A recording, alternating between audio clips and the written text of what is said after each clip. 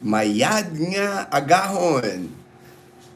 This morning, I'm coming from our house here at Camellia, Aklan, in Numancia, Aklan, in the Philippines.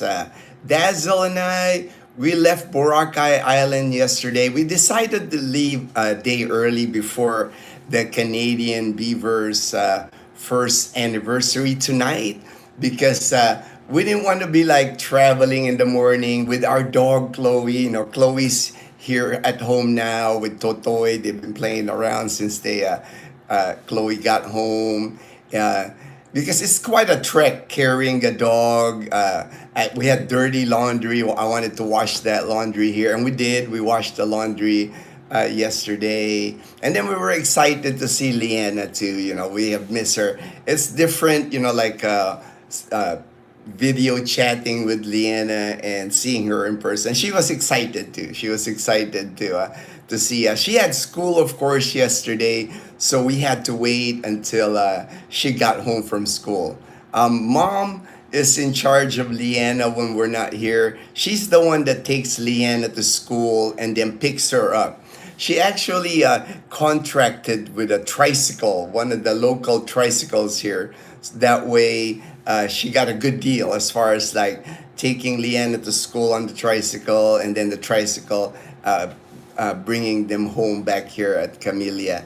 We live very close from Leanna's school. It's like maybe a kilometer, if that. You can actually walk to Leanna's school. There's actually kids here in our neighborhood that walks to school, but I don't like Leanna walking to school because on the main road coming out of Camellia where 7-Eleven is, there's some sidewalk, but it's not completed. There's areas where there's no sidewalk, so Leanna would have to walk on the street, and then there's a lot of stray dogs, outside of Camellia. So just to be safe, I always take Leanna on Bumblebee, but mom doesn't drive a motorbike. She doesn't ride Bumblebee, so she uses the public tricycle, public transportation. Oracle, still in Boracay? No, no, we're not in Boracay anymore. We left Boracay yesterday morning. It took, we took the ferry, and then we took a van. Good thing we made it home because those vans, the public transportation van, they kind of make me nervous because they go fast. They pass everybody. They pass on the blind intersection. They just worry me. Having my cup of coffee here. I have my Arizona cup from my friend John in Tucson, Arizona. He sent me this cup from Arizona. It's a Starbucks Arizona cup, and it made it here. I mean, he packed it really good. He actually sent it to me.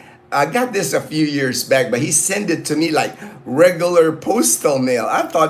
It took months for me to get it, but I almost gave up on it, receiving this mug from him, but it showed up eventually. I knew it took at least 3-4 months to get here and he sent it like airmail, but they hold a lot of packages. I don't know how the postal system here in the Philippines work, but it's really not very good. If you're sending anything to the Philippines, I would not use like the regular U.S. Postal Service going through like the Philippine Postal Service. I would get something like FedEx or UPS or some carrier other than the Postal Service, because the Philippine Postal Service is just horrible.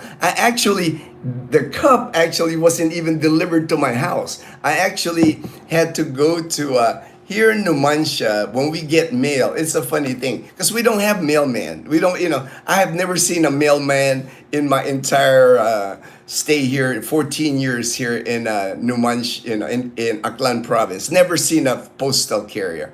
What they do here is on our main town hall, the town hall where our mayor of Numancia sits. There's a little tiny postal office there, and there's a guy manning it.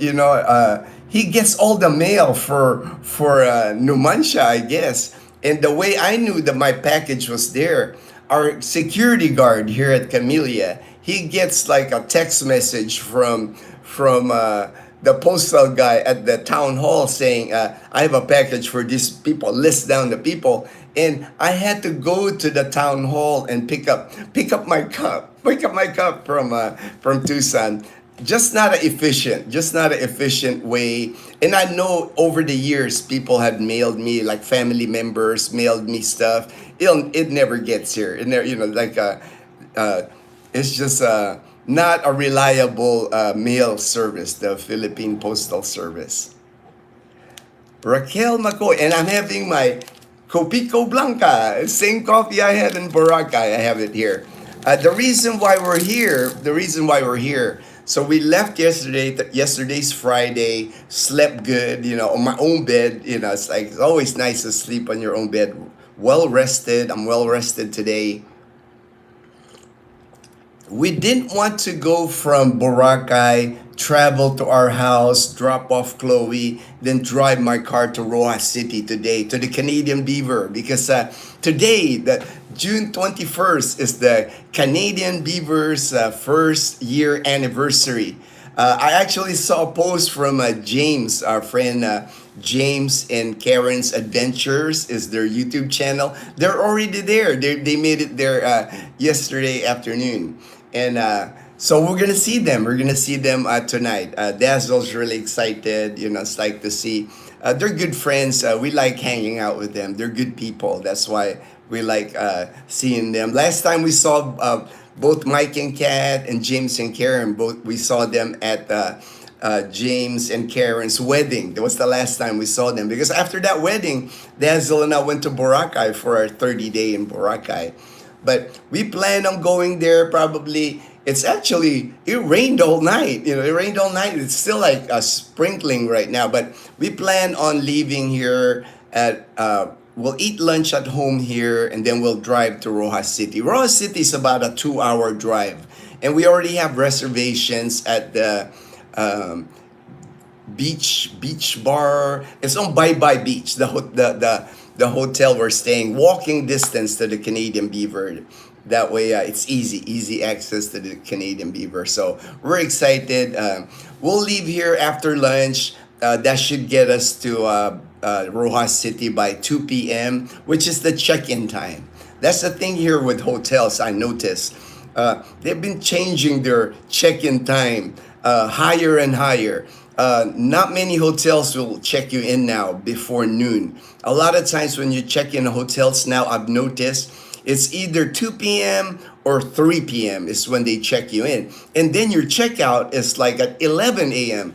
They're like stealing a couple of hours there. I thought a hotel should be like at least 24 hours. That's not, if I'm checking it at 2 and I'm checking out at 11, they shortchange me like 3 hours. But I guess they use that time to get the room ready for the next people staying in the hotel. But to me, that's kind of a shakedown, man. That's kind of like a ripoff.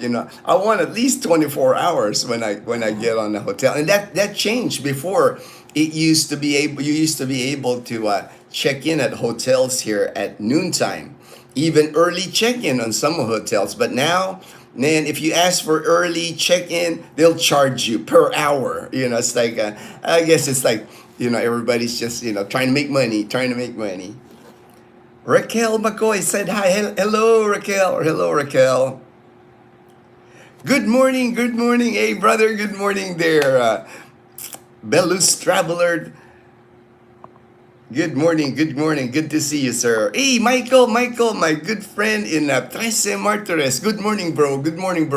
Hey, do you have your Copico Blanco, man? Michael drinks the same coffee, man. He drinks the same coffee as I am. Hey, BC, all right, from Serbia. I've seen you before on the live stream. Thank you very much for joining the live stream this morning. Dazel is still sleeping because Mom, Leanna, and Dazel, they were up late last night. They were like watching TV. I could hear laughter here downstairs here. We have our TVs down here. I was sleeping, but I was kind of waking up a little bit because I could hear them. They're just like having fun because they miss each other. I'm sure, you know. It's like the three of them. They like have a lot of fun when they get together. So many stories. They're like chica chica is what they call it. Like catching up. You know, 3 weeks. We've been away from the house, so they're catching up on all the stories about our neighborhood, Leanna's new school. Leanna's telling us about her new teachers. You know. And Leanna, you know, she's really proud. She got elected again as her class. She's the class president again for the second year in a row. We're really proud of Leanna anyway because she's always stepping up to things like that, always volunteering in school. Her teachers at Dumancia Integrated School, they love her. And we like that, Dazzle and I like that because we know the teachers keep an eye on Leanna. They really are very protective of Leanna. Leanna eats her lunch at school. I pack her lunch, but you know, since we were in Boracay, mom's been packing her lunch. So she eats her lunch at the classroom. And some of the teachers eat lunch with Leanna, with some of her classmates too.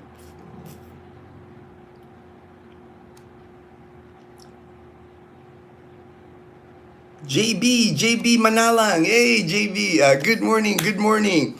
Miles Lyle, religion. All right. With our channel, I try not to get into politics and religion, my friend, because that's usually not a good topic. But I was baptized. I believe in God. You know, I pray. So I'll leave it at that. But I respect all religions. I respect people that don't believe in religion. It's just my, just my opinion. Everybody's entitled to what they want to believe or not to believe. But I try not to include politics or religion on our channel because it never goes well. You know, I don't want to hurt anybody's feelings or anything. Just said. Okay, I'm careful now with the shout out thing because I know there's people that are kind of like not nice with that. Van is scary. Oracle. All right. I know, man. The public transportation here in Aklan province, if you have to ride the van, which we did, we took the van yesterday. It's only an hour, so I know we're taking a chance. That's why I prefer driving. Like today, I'm gonna drive our car. Even if it's raining today, I'll drive our car to Rojas City. No problem. I'm a very safe driver. I take my time. I don't pass. If I see a big truck in front of me, I'll just wait. I'm patiently waiting behind the truck. I never pass. Just because too many things can go wrong. And some of the areas like in Balete, especially Balete, that's where the James and Karen live. That one corner, there's several corners there that are like very accident prone. If especially today the roads are wet, I have to be super careful driving today because people here don't slow down. Even on the wet road, even on the rain, they are flying. Those public transportation van, the L3 is what they're called, or the Ceres bus. The big, gigantic yellow air-conditioned bus or the blue air-conditioned bus, they do not slow down even on the rain. And they wonder why they get in an accident here, But it is what it is, It's one of those things that I think it's because we don't really have like highway patrol here. There's no people here like with a radar gun. There's none of that in our province of Aklan, I don't think they have the budget for anything. I've never seen a highway patrol here in Aklan. So when you travel on the highways here, people just fly on the highways, especially the public transportation. But it is scary. Trust me. I try not, I can count the number of times the last 6, since we had our car, we bought our car November of 2018. So the last 7 years, I can count maybe less than 5 the times that I've ridden the public transportation here, the vans or the buses. Buses, have not ridden a bus here in so long. Worst. The vans, I know, man. Belize, you know that, man. I'm glad you're like people understand that. The people that's been here to the Philippines. Even my friend Tim, in Las Vegas. He told me he stayed here in Antique province. He used to ride the bus, the Ceres bus. And he told me he felt like he was gambling with his life every time he rode the bus here in our province and in Panay Island, period. They just don't know how to slow down. All the public transportation here, the van and the buses, they're just such in a hurry. I mean, they're honking at people. They're just like it's like an emergency or something with them when they're on the road here. It's like they own the road here. I don't know how Amazon does it, but they ship. Yes, yes, Amazon ships pretty fast. We've gotten a few people, a few of our subscribers have been kind enough to order stuff for Dazel and I, ship it to us using Amazon Prime, and it gets here a week or 10 days. I don't know how they must have like somewhere in Singapore or somewhere in Asia where it's like a hub and they mail it from them or something, but it gets here really fast. I've gotten t-shirts, Dazzle and Leanna's Rod and Reel, the guy from Montana, subscriber from Montana, sent it to us. We just gotten a lot of stuff using Amazon Prime. Belus. DHL, go Atlas for boxes 110 and no weight limit. Yes, yes. The balikbayan boxes. Yeah. We've actually my sister from Houston, she sent Dazzle a balikbayan box. And the weight limit, no weight limit. We should be getting that balikbayan box anytime soon now. My sister in Houston had made Dazzle a balikbayan box like of goodies and stuff. So Dazzle's really excited to get that balikbayan box. Hello from East Coast. Justin, Northern Adventures. Hello. Wow, Antarctic Research Station. Wow, that's amazing, man. I love those. I watch shows. I watch National Geographic. I'm into things like that. I watch a lot of because I watch it with Leanna. I like when she's down here watching TV with me. I always show her like educational stuff, and that's one of the things that those stations on the ice, blizzard conditions, and people are doing research and stuff like that. It's really cool, really cool. Lucita Harris, Elvis, my good friend in Maine. Good morning. Sending, this guy's scrolling for me. You, Dazzle, they as bright. Oh, thank you so much, Lucita. You're always so kind. I really appreciate you, my friend. Hey, Daniel, my good friend Daniel. We haven't had our Vegas style dinner, but we plan on doing that because we're just gonna go to the Canadian Beaver tonight, spend the night at the hotel there, and then tomorrow morning drive back here, and then we're gonna go to Boracay again and finish our stay at the Airbnb in Diniwid. So I think by the time we get back, 22nd, we will have about 9 days or 8 or 9 days in Boracay still. That should be fun. And we're going to leave Chloe this time. It'll just be Dazzle and I when we head back to Boracay for the last 8 days in Boracay.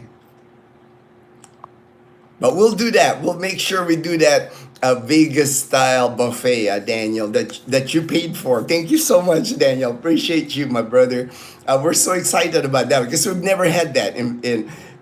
I think I'm just too frugal to be spending money on the big Vegas style buffet there. And the buffet that we're looking at is the Mandarin Bay dinner buffet because they have prime rib. Man, I have not had prime rib since I was in the U.S., over 14 years ago now. So that's gonna be amazing. And I know they have seafood. I'll try to sneak film in it. I'll take at least pictures. I'll take a lot of pictures of the dinner buffet at the Mandarin Bay, one of the 5-star hotels in Boracay Island. Not many 5-star hotels, but Mandarin Bay is a 5-star hotel. you can tell, like even their buffet, they got chefs, like wearing the hat, the chef hat, walking over their, white, really. It just looks like it's impressive. I know that dinner buffet is going to be amazing. Any Marites, HD, any Marites. HD in the Philippines, there's always Marites here. That's just like Marites for people that don't know. Marites are people, in the Philippines. I guess their Marites is like the people that like to gossip a lot. That you see them like milling around the neighborhood kind of thing. You can kind of tell the Marites. Like, I know when Dazel and I walk on our neighborhood, you can always kind of tell who the Marites are. Marites, the gossiper, the gossiper. Nothing wrong. I mean, I'm sure it's just, that's just how it is. Anywhere in the Philippines, there's always gonna be Marites, the people that like to gossip. Next time, invite us to your late night party. Hee hee, Daniel. Hey man, Mike has invited everybody to the Canadian Beaver, man. So everybody's invited. It's not like he did invite me when we were at the wedding, but I know he's made announcements even on his Facebook. People attending, going, things like that. So I know there's gonna be a lot of people there tonight for sure. I know it's gonna be fun. I could. That's gonna be fun tonight.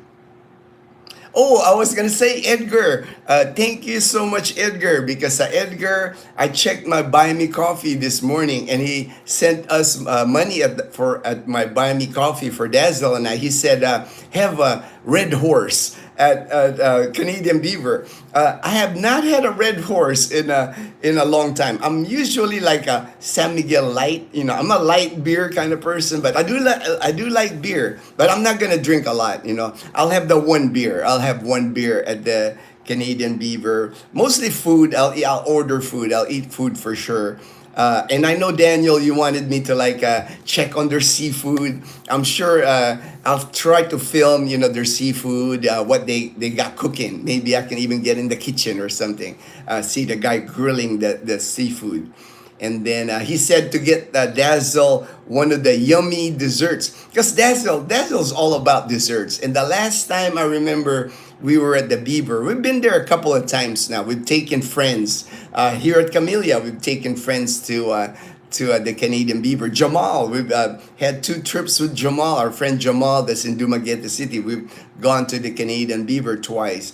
The last time I remember, Dazzle ordered like their banana split. I mean, it was a gigantic ice cream. I had to help her because it started melting. It's like so big, the banana split. So Edgar said Dazzle always has a good way of ordering desserts, and she does.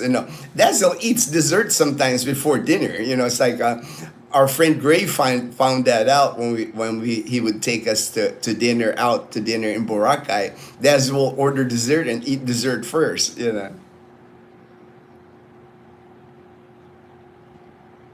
I'm getting messages from another friend, a good friend of mine, on my messenger. It pops up on my screen.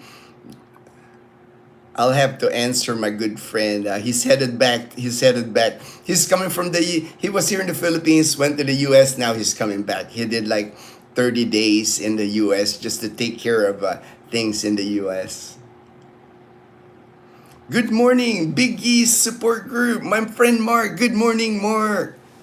Thumbs up. Thumbs up. All right. Thank you. Thank you, Mark. Appreciate it. Oh, there's Edgar. It's the home studio. Dazel TV Studios. A home studio. That's funny. Man. It's nice to be home though after being away 3 weeks. Got to see Totoy. Totoy's on the corner there. As usual, that's like the corner there is like Totoy's spot to sleep. So it was kind of nice, We can only bring one dog, It's hard, for both of them. And Totoy, Chloe's the more clingy dog. Chloe's like she gets depressed when Dazzle and I are not around. But she was so excited to see Leanna, and Leanna too. Leanna was like so happy to see Chloe. Dazzle had bought Chloe a new dress. She was wearing this dress when Leanna. This is Chloe's new dress, and Leanna was like so happy when she saw Chloe because that's her baby too. That's Leanna's baby too. Vincent Santos, hello from Guam. Oh, Guam, man. I love Guam, man. I've gone a couple of times to Guam. When I was stationed in Japan, I used to take the military hop, the military planes.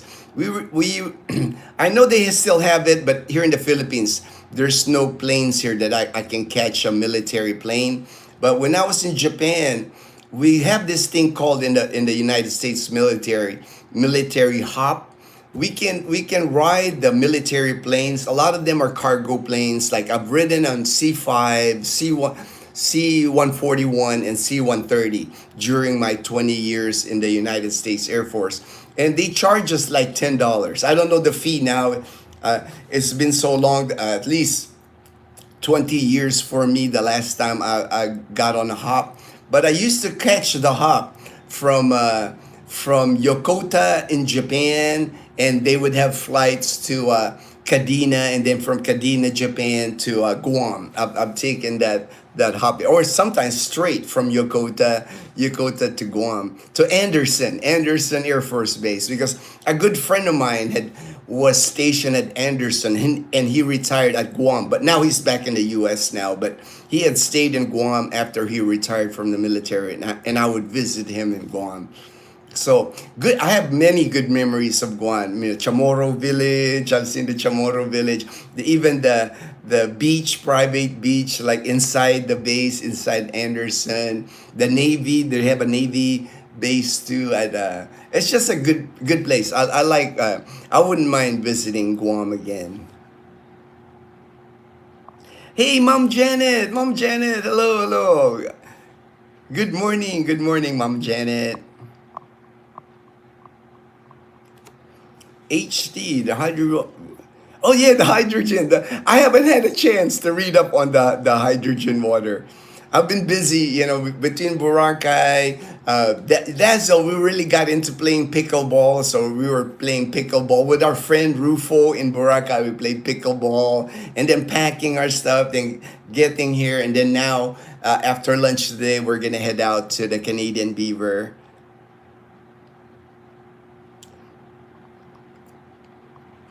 Lucita, still in Boston enjoying our visit with my daughter. All right, man. The Coast Guard. I remember your daughter's in the Coast Guard, and the grandkids. We had an awesome time with the Greek festival today. Oh, cool, cool. Dazzle and I, we ate Greek food when we were in Boracay. We had lamb. I had ordered lamb. Dazzle ordered like a crab and pasta. And then we had like prawns, like grilled prawns at the Cima, CYMA, Greek restaurant in D Mall, Boracay Island. That was Dazzle's first time eating Greek food. She's never had Greek food before because we don't really have Greek food here in our Aklan province. Like in Calibo, I've never seen any Greek food in the closest Greek food that we have, I think, here in Calibo, maybe like shawarma, maybe if you consider that, because like I know Greek foods got the pita bread, but Boracay is the only place in the whole Aklan province that I know that there's a Greek food. And then again, they call it Greek food, but they try to get it as close as possible to Greek food because it's still made by a Filipino. It's like I don't see many Greek people in Boracay Island. Usually, I can tell like a good international restaurant, foreign restaurant, when the chef or the people owning it, running it, are from that country. Like the Korean, I love Korean food, but one of the things I always kind of check when I go to a Korean restaurant is it owned by a Korean? Is the chef a Korean? Because usually it's better when it's a Korean serving Korean food instead of a Filipino, because Filipinos like to take shortcuts. It's like I was saying the other day, I had a ramen, a perfect ramen. It's like Japanese ramen, perfect. Like the miso, the pork, the egg, everything. The mushroom was perfect. Then when I ate the ramen, it had spaghetti noodles on it. I was like so disappointed. I was like, it's like ruined a good ramen with that spaghetti noodle. Biggest support group, Filipina Marites. Yes, Marites is I mean, I have friends that are Marites. Usually Marites is like a Filipina. Usually the name is, it's a common name actually in the Philippines. It's called Maria Teresa. Maria Teresa. They shortcut the name to Marites. But I think they just created that name. It's kind of like, like slang. Like they identify, if they call you, it's like if they call you Marites, oh, that girl is Marites, or Liana, you stop being Marites. That means stop gossiping. They Filipinos, there's a lot of slang here that Filipinos, and that's one of it. Marites is kind of like, Marites equals somebody that likes to gossip. Mike is, yes. I've hanged out with Mike a few times. He's a really nice guy, good guy, very helpful. It's like I'm happy for Mike that he's found Kat and Lara. They're like a great family. They're a great family now.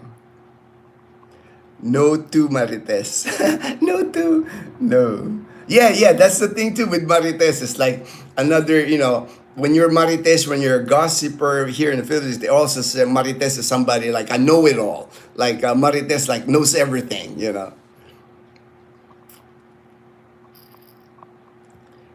Beer is high on bike. Good for you. All right. I'll just have one. Everything in moderation for me now, Mom Janet. Because I've gotten sick with cancer, so I don't abuse my body. I always be careful what I put on my body. One coffee, I limit myself. One coffee, one beer. Everything's like in moderation for me now. I live in the U.S. and haven't had prime rib in years. You haven't had prime? The same with me. Same with me, Daniel. Most of the time, I want good steak. Get there. Oh yeah, you will have good steak at Costco. I mean, I am impressed with Costco, and it's not just they'll have Australian different types of meat that are frozen, but it's not just that, man. I don't know how they do it. I'll try to film it again because we're gonna go to SNR again in July. But the meat, man, it's like fresh meat. They're not frozen. You can tell they've never been frozen because the meat, prime rib, T-bone, they look like nice and red. They look really fresh. They put in that styrofoam, then plastic over it.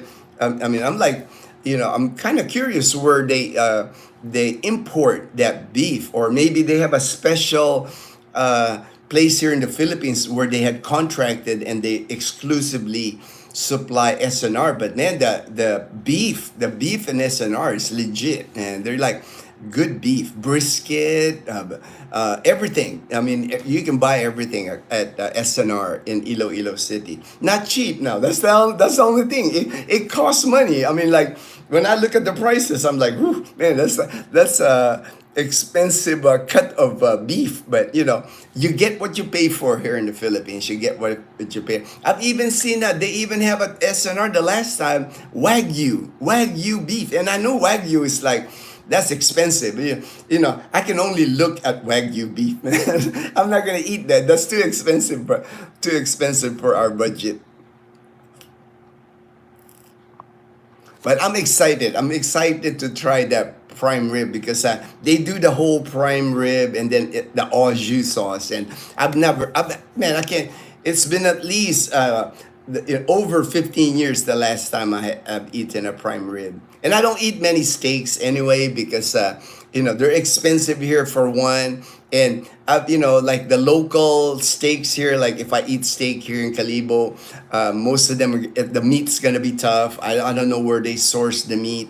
So the last time I've eaten steak, like I've mentioned before, was 2016. 9 years since the last time I ate steak at Cowboy Cocina in Boracay, and they're closed now. They're not even open. Cowboy Cocina in Station 3 they even closed. So but I know they have good steak places in Boracay. It's just like for me they're pricey. They're pricey for eating steaks, and for Dazzle's not a big steak eater. She's never had steak in her life, you know. She's not into like meat that are when she cut it, you know, there's juice and a little bit of blood kind of, you know. She won't eat that. I know she won't like it.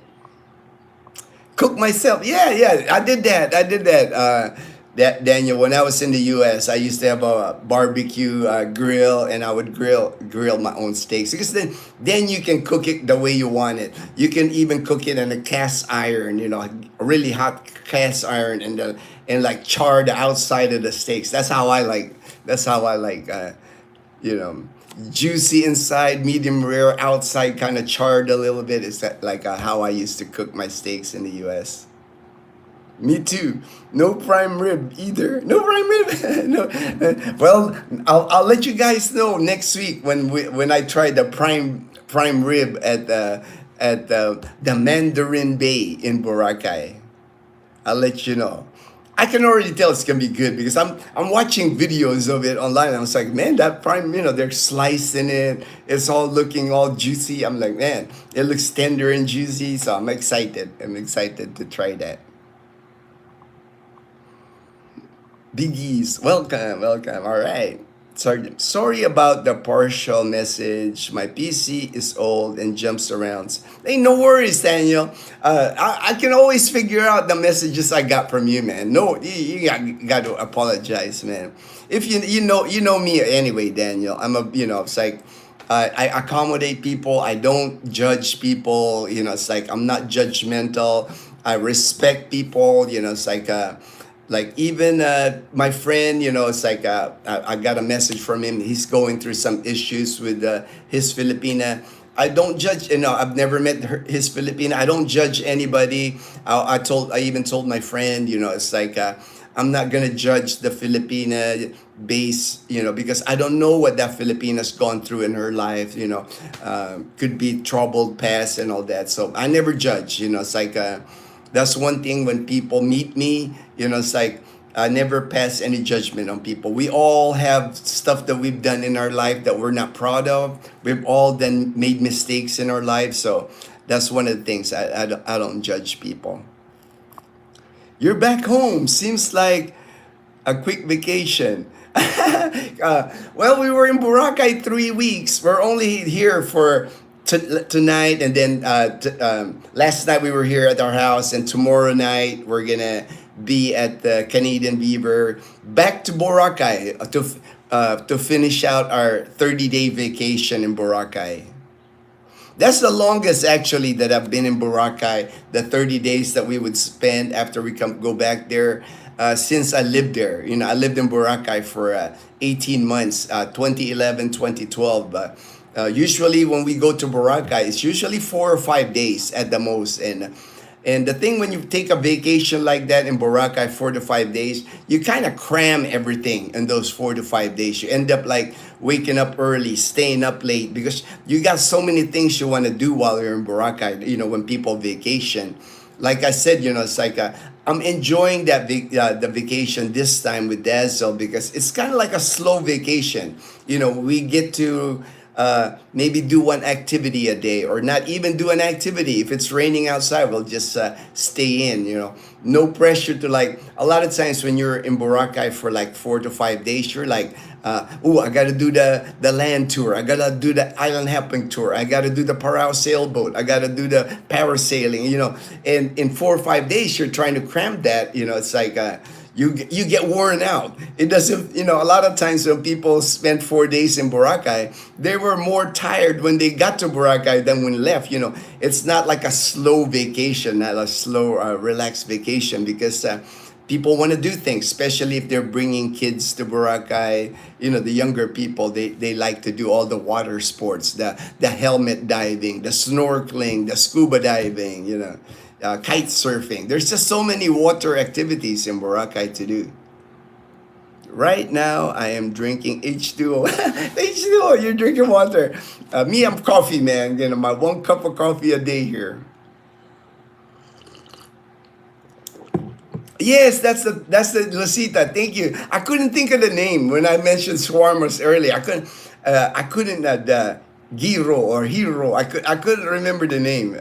Thank you for it's similar, right? Shawarma is very popular here in the Philippines. There's not a mall here. There's not a.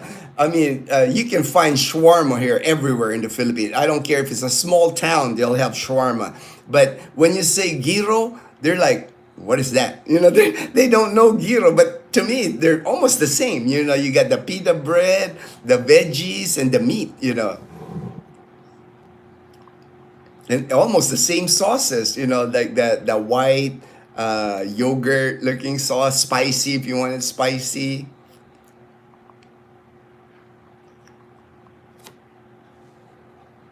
I saw what it was, particularly H2 monitoring water, not even just hydrogen, dissolved in water. Nomenclature matters. Oh, okay, all right, HD. Usually, we come to Boston for some Greek food. I just can't cook any Greek food, but Greek salad. Oh, I love Greek salad.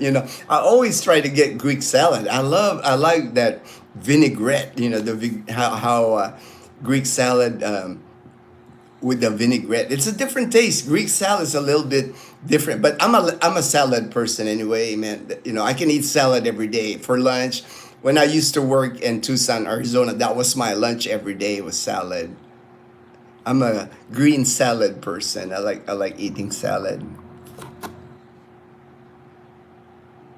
All right. No, I'm not gonna do the shout outs anymore because I've been tricked many times already. I'm sorry. People are, hydrogen ion in water will make it acidic. Look it up if you want to verify. Well, it's neutral. Okay, all right. Ooh, Red Fred. Congrats on making it home. Did you get to go fish? No, because yesterday, Dazel had plans on going fishing at Loola's fish farm. But we had to take care of errands when we got back here. We had to pay our HOA fee. We had to pay the water bill. Our house water bill, that is the only bill that I can't pay using GCash. I can pay our electric bill using GCash. I can pay our cable bill. But the water bill, the Numancia Water District bill, there's an office here at Numancia that handles all the water in Numancia. And they only have one cashier. So it's always a challenge to go to pay your water bill here. And the water bill, I think it was only like 400 pesos. But it's just a pain to pay that bill because you go in there and it's a long line. And I'm even PWD. I can show them my PWD, person with disability. And supposedly, I'm supposed to get priority to cut the line. And I showed my ID. They give me like a priority number. But it's still a long wait because there's just so many people. Especially, at least yesterday was Friday. But usually on a Monday, when they release the bills, like usually if you get the bill Saturday, that first Monday, there is a ton of people just to pay their water bill. I'm hoping somebody will start thinking that, hey, come on, let's have a GCash account to collect all this money. And they only have one cashier. It's one of those places like, and it's not the quickest cashier either. It's like they never have change. They'll get mad at you if you go in there if you got like 1,000 pesos, and they look at you crazy that you have like a 1,000 peso bill, $18 bill. You always. Like usually when we gotta pay our water bill, I have to get a Ziploc bag, count all the money, make sure I have exact change, and carry that bag with me to pay our water bill because they are not happy when you have a large bill or not the exact amount. HD, hi HD from Red Bread. All right, Red Bread. Costco here did sell Wagyu at A5 steaks at $100 per pound, but you had to buy 2 pounds. That was 2, 3. Ooh, I know, man. Why? I don't even look at Wagyu beef. When I see it at SNR, man, I just walk past it. I'm not even gonna look at it, or because I know I'm not gonna buy it. I know it's, maybe I'll look next time and film it just so you guys can see how much that Wagyu beef is.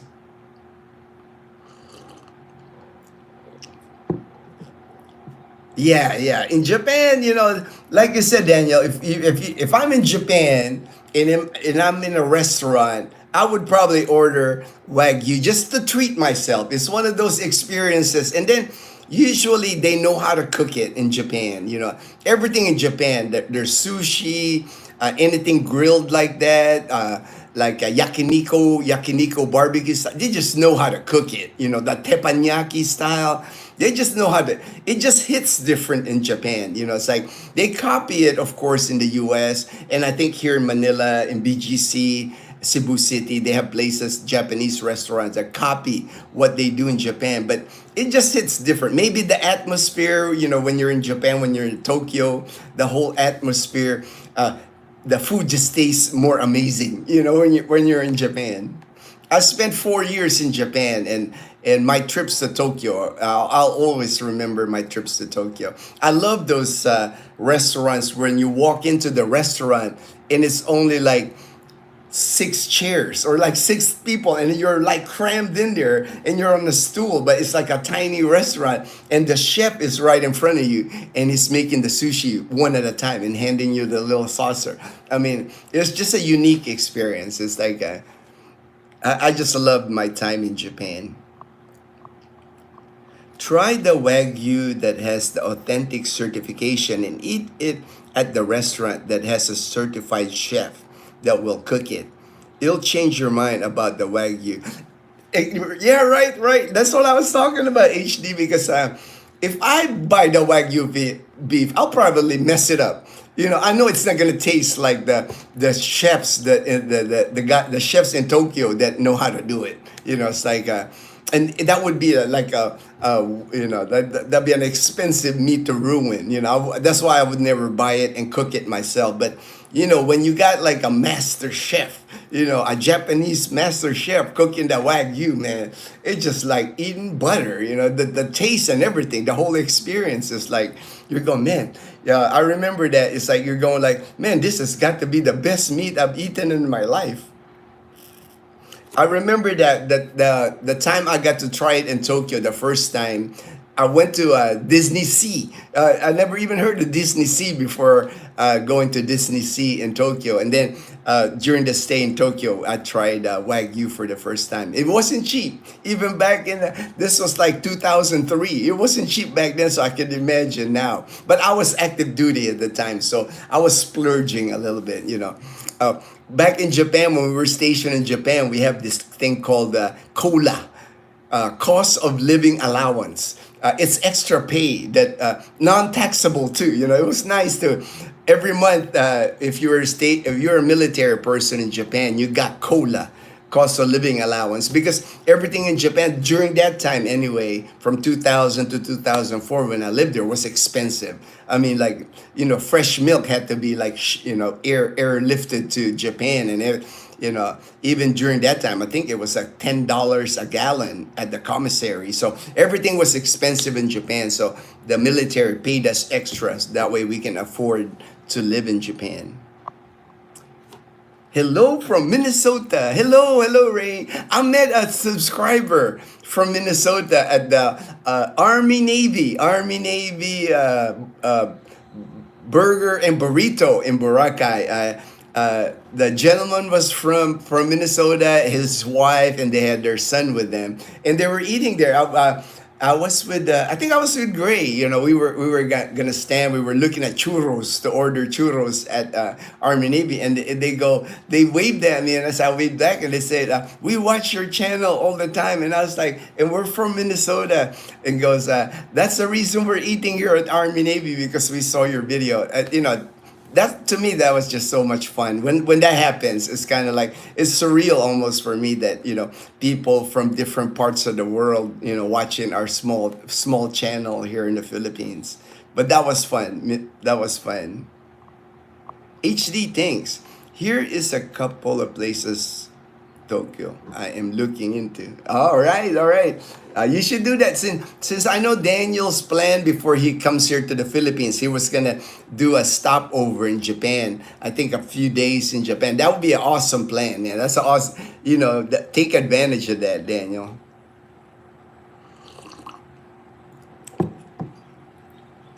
Yeah, I remember that yakiniku, yakiniku. There was a place at Misawa Air Base. It's like very popular for the GIs. It was a yakiniku. I mean, they had all the meats displayed, and then my boss actually and we would like to go there, like even sometimes after work. 5 p.m. Early dinner kind of thing. They have that grill in front of you, seafood and different kinds of meat. Yeah, yeah, I remember.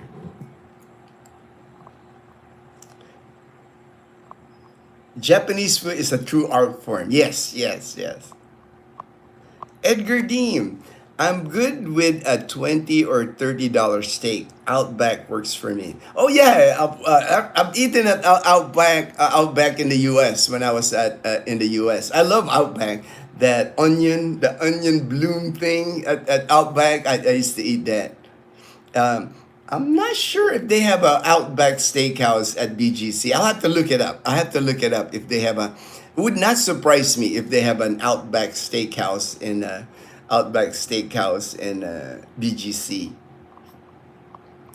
They all right, but right. So if you say yakitori, oh yeah, that's the grilled stick. Yakitori is the one on the stick. On the stick, it means grilled chicken. Literal translation is grilled bird. Since tori means, oh, I didn't know that. Oh, thank you, AG. I didn't know what yakitori is when you said it. I remember in Japan, they had everything. Man, those things are delicious, man. The yakitori on the tiny stick. They usually put like a scallion too. Just adds a little bit of, when you eat the chicken and the scallion. And then it's not just the like the breast meat. It's including like some parts of the chicken that are not commonly grilled. I remember even like the inside part of the chicken or beef or pork. But they had a bunch of like that those grill. A lot of times during the festivals is where what I remember eating a lot of that during festivals and they had a lot of festivals in Japan. It's like almost every month there's a festival somewhere. I went to a few of the festivals because it was that. When you go to the festival, there's so many street food kind of things, things that you can try. Shibuya in Tokyo, Japan is a great place to explore from good restaurants. The site, Japan. Yes, yes, that's the one thing. They are so polite. There's not, even in Tokyo with that many, just thousands of people in the subway and everywhere. But everybody's like, even in the escalator, everybody's just like organized. It's not like, not like Manila. Not like Manila. When you go to Manila, people are bumping you, people are cutting in line. Manila's pretty crazy. In Manila is kind of one of those places. It's a shock to the senses. If you ever want to go on a shocking adventure, try riding the MRT or the LRT, the up above subway here in Manila. Man, I took Dazel there one time. She's only ridden it one time, and Dazel said, "That's the last time I'm riding that thing." Because people will squish you. You gotta hug tight to your backpack because you don't know about pickpockets.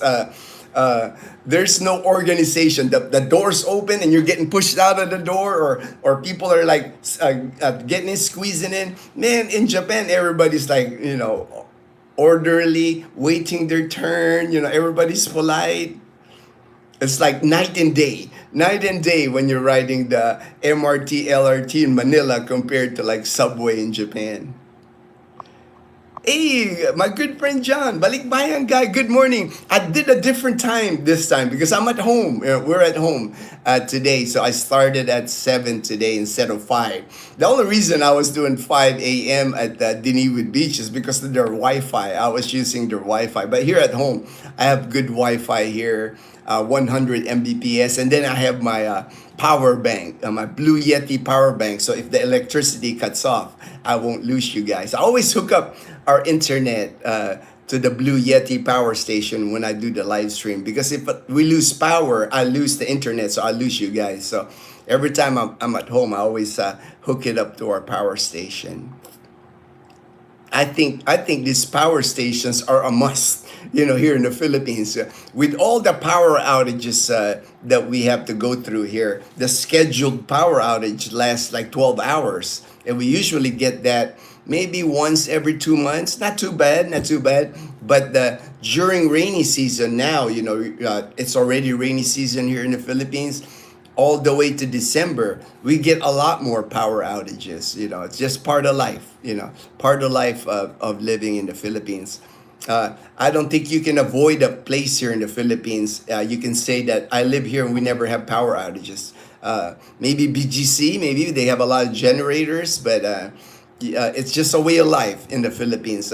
Some areas have less, some places have more. Because I remember Siquijor. Siquijor is like a tourist destination, and a week ago I had said on the live stream, they declared a state of calamity in Siquijor, that island, because of power. They're losing 6 to 8 hours a day power outages, so they finally declared it a state of a calamity because of power. Of course, I've never heard of that, being declared a state of calamity because of electricity. Good morning, Ginno. Kumusta ka? Mabuti ako, kaibigan. I'm doing good, John. How was your trip home? Not bad. I would have to say not bad, because we took the ferry. We had the e-trike from Diniwid. From Diniwid, the e-trike to the port. The guy charged us 250 pesos. That's a fair price. 250 pesos. That's about $4.50. That's a fair price. It's a good distance, at least 5 kilometers from Diniwid uphill on the e-trike, and it was a private ride because we had couple of backpacks, our dog carrier Chloe, so we hired up to the port, to Cagban port, and then the ferry. Ferry was nice, it was typical ferry. It was early in the morning still. I think we left Cagban like 9:30, so it was good.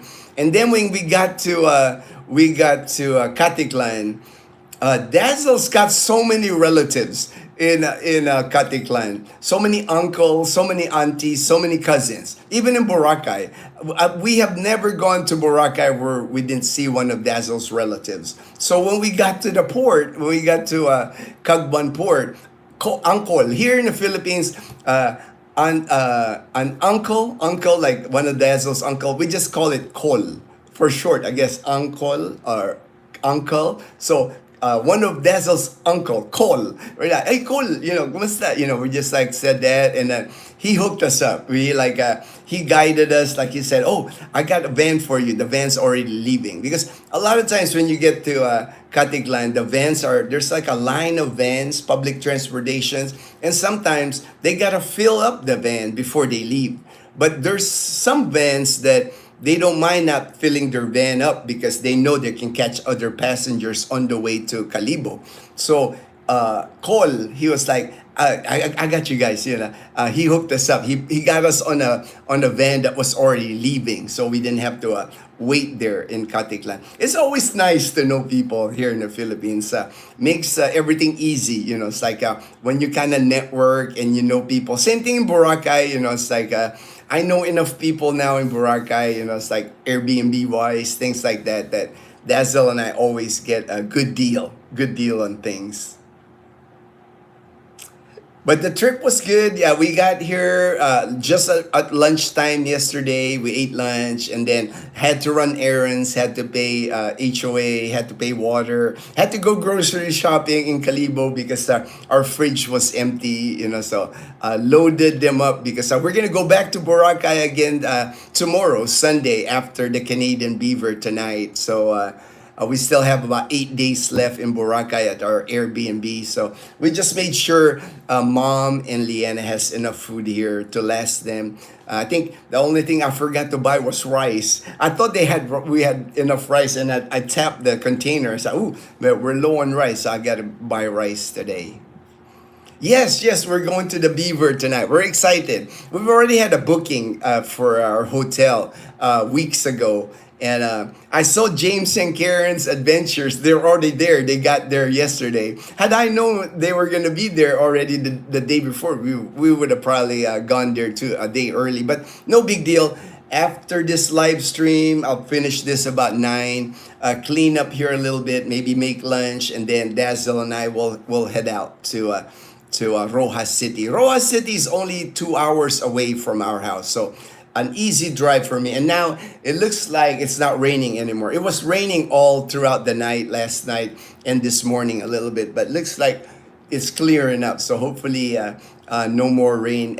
But I'll drive slow. That's why I rather drive anywhere I go now instead of riding the public transportation, because they just take too many chances on the road. They're not very safe when they drive the public transportation, the vans and the buses. They people that have ridden vans here in the Philippines or buses here in the Philippines, they know what I'm talking about regarding public transportation here.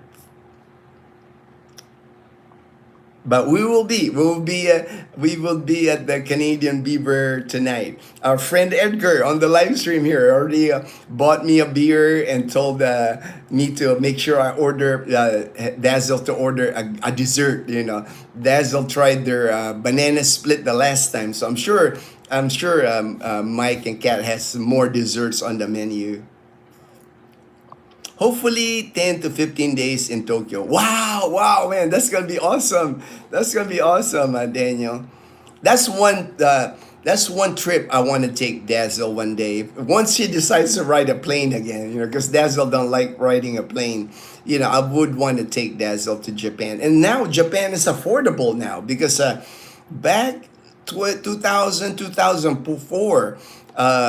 Japan wasn't very affordable, in my opinion. Anyway, it was expensive. Like in Tokyo, we have the Nusano Hotel. My friend Chief Jimbo is right there in Japan right now with his wife Jen, and they're staying at the Nusano. He even sent me a link to a video he made. He doesn't do YouTube, but he has personal videos that he sends to, and I'm one of his personal friends. So I saw he made a video of Nusano, and I'm like, Chief, that Nusano hasn't changed in 20 years. I was telling him, it's like when he opened the room, that furniture, everything at Nusano looks kind of dated. It's not modern. I'm thinking, man, that was the same room I stayed at in Tokyo, that Nusano Hotel, like over 20 years ago. It's kind of funny, But the Nusano for us military, U.S. military retirees, if you've got a United States military ID, the charge for the hotel, the Nusano Hotel in Tokyo, is based on your rank. Like me, I'm a retired E7. I'm retired Master Sergeant in the United States Air Force. So they base what they charge you based on your rank. Like Chief is like the highest rank in the United States Air Force. Chief was like E9. So I'm sure he gets charged more because, he's got a bigger pension than I do. But it's nice because it's one of the cheaper hotels that you'll find in Tokyo. Because Tokyo is expensive when you go there. But because of the yen exchange rate now, a lot, even Filipinos here are taking tours to Japan because it's become more affordable. When I was living in Japan, I remember the exchange rate was $1 was about 90 yen. and now the dollar is like $1 to like 150 to 160 yen. So the dollar has almost double, like almost doubled against the yen. So it's become Japan's become more affordable to go on a vacation, hotels, restaurants, and from the Philippines to fly from Manila to Japan is only like 4 hours. The tickets aren't that high, especially if you go like during non-peak season. And really, Japan is a good place to visit summer or winter or fall, because you get a different look when you go there. It's like a different feel.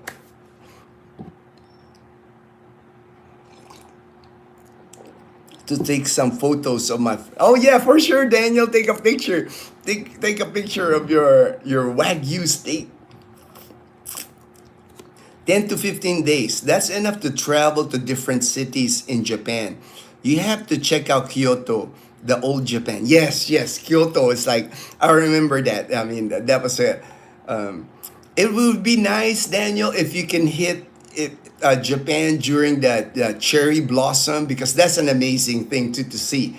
When the cherry blossom, when those flowers are falling on you, they're like so colorful. But the timing of your trip, of course. Salve and I are watching now. Hello to everyone. All right, John. All right, all right. I'm glad, John. Balikbayan guy. I had 5 days in Japan and checked out Tokyo, Kyoto, and Osaka. Oh, good places, man. Kyoto and Osaka, good places. HD. Be my second trip to Japan. All right, all right. Wow, I'm jealous, Daniel. Yeah, yeah. It's like, me too, Daniel. I'm jealous. Japan's just awesome. I love Japan, and that is one country I want to see again. I want to experience Japan again. Yaki means barbecue or fried. Tori is chicken. Soba is noodles, and niku is meat. With our 13 years in Japan, I learned a few words. Oh yeah, I know. You were at Misawa. I remember you had mentioned you spent many years at Misawa. Same base I was at. Same base I was at in northern Japan. I'm sure you. Well, you're in Maine, so you're used to like snow. Because that was one thing that I wasn't used to when I got stationed in Japan. We were in northern Japan. Northern Japan gets a lot of snow from like October to April. We got a ton of snow in northern Japan. We get that cold air from Russia. It's like Aomori Prefecture. It was cold, man. It was. I've never experienced cold like that, because most of my assignments in the military were in hot climate. Philippines, even Korea was hot. We did have a winter in Korea, but like I was only there a year. California, Philippines. I've never. My only assignment where I experienced snow was in at Misawa Air Base in Aomori Prefecture in Japan. And man, it's cold when you get to your military base and they issue you a parka.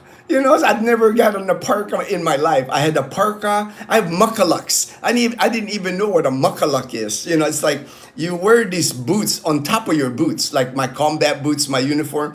I put these boots. It's called muckalucks. I never even knew the word muckalucks before there. And then the parka, of course. And then they issue you like long johns, like thermal underwear. I'm like, when I got to the base and they were issuing me all this gear, I was like, I guess it's gonna be cold here in Japan. It's like, but it was a great experience. I love my time in Misawa.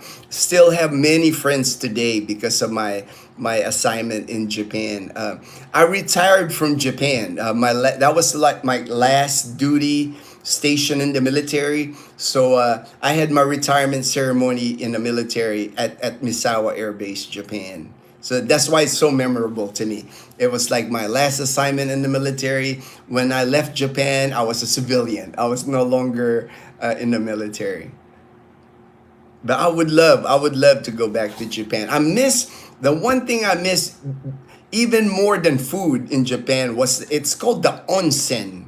Onsen was this hot bath in Japan.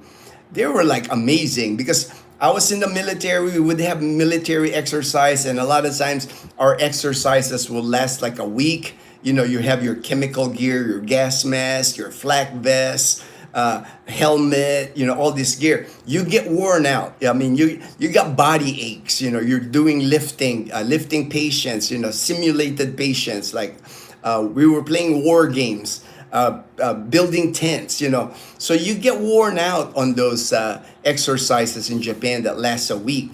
So the minute I was done with that military exercise, I would hit the onsen. And onsen is just like amazing. It's the bath. It's the bath in Japan. There was a couple of them right outside Misao Air Base. When you go there, the men and the women are separate. So the room for the men, you're all men in there. And you get in these like little stools. You sit down in this like little wooden stool. You get a little shower head in front of you. You can even shave in there. You can shampoo, wash your hair, take a shower in the hot shower. And then the onsen is like, they got these baths that are like, you just sit there. You can sit there for an hour. And then from the hot bath, you can switch up and they have an ice cold bath. Amazingly, it felt good. You know, so I've never experienced that before, where I would go into like the cold, ice cold water, get out of there, jump into hot water. Your whole body was just so refreshing. They had a sauna in there. You can sit in the sauna. They even have this thing. I don't know how they do it, but I remember because some of the, when we had the military exercise, my back would, you'd be sore. Your back would be sore from doing all the heavy lifting, during the exercise. So they had this bath, warm water on the bath. You sit on this bath on this pool, and on your back there's like electric current, like almost massaging your back. I don't know how they do that because I'm thinking electric current and water, you would think you get electrocuted, but I don't know how they do it. I might have to do research on it now to think about it, but it just felt good. I mean, I would spend like 2-3 hours on those hot bath, the onsen. They're called onsen in Japan. I was a regular at that onsen. And what was nice is like the men and the women were separated. There was an area, the onsen, like you can do all the bath, the sauna, the pool, and then you can go outside. And outside they had a pool there that was like hot water, and you can sit on that pool, and it could be snowing on you. Snow falling on your head, and you're on the hot pool with just your head sticking out, and see the open air, and then of course in Japan everything's so well decorated. The land, they landscape it. They have like Japanese figures. It's just so relaxing, it's like, and it didn't cost much. I remember the onsens didn't cost much, and then after your bath, they even have like a tiny restaurant at the onsen. You can eat ramen in there, you can order ramen, juices. It's just a great experience. If you ever go to Japan, northern Japan specifically, you should try onsen. Onsen is like awesome.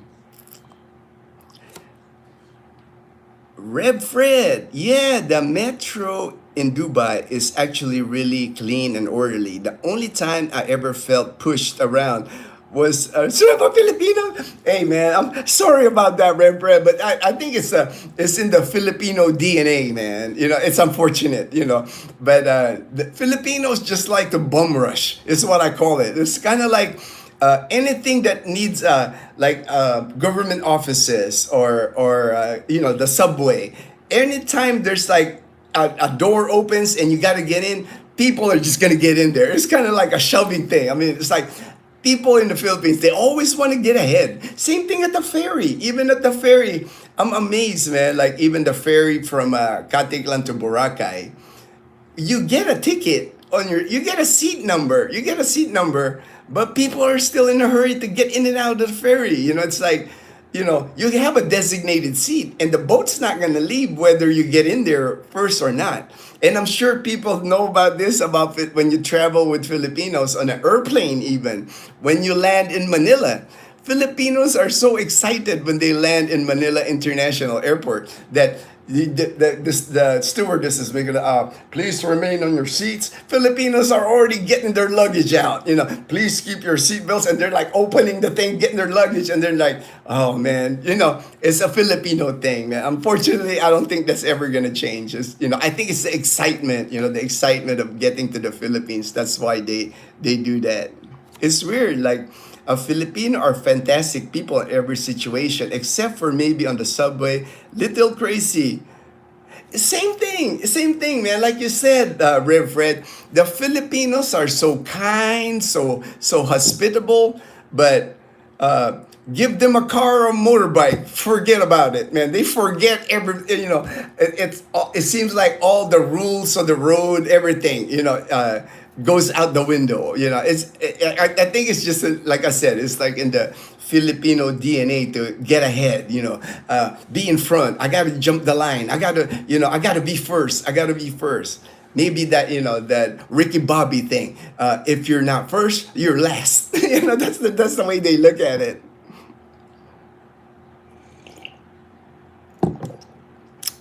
I guess to be literal, Lucita, yaki means cooking over direct heat. All right.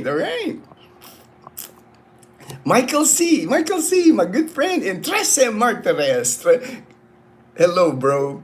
Even when we lived in Manila, bro, in a condo, the power went out, and the only thing that worked was the reefer. Yep, okay. And the living room light, that was it, bro. And I'm drinking. Aha! You're drinking your Copico, man. All right, man. The Copico Blanca.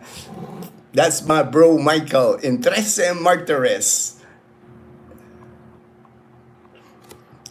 Chicken is a bird, so it's almost the same thing. You can ask a Japanese what's flying overhead, and they will say tori. I saw already Mike's video from yesterday. Yeah, there's already a bunch of people, bunch of bloggers. Frank and Phil, all right. Texas Filipino, you guys will be there. Yep, we'll be there. We'll be there this afternoon. I didn't think people would go there ahead. No big deal. It's like we'll just be happy to absorb the environment. I'm sure it's gonna be fun. I'm sure there's gonna be live music. It's fun to see people, fun to see friends. I'm sure we'll have a great time.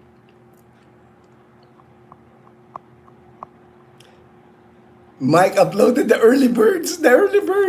All right.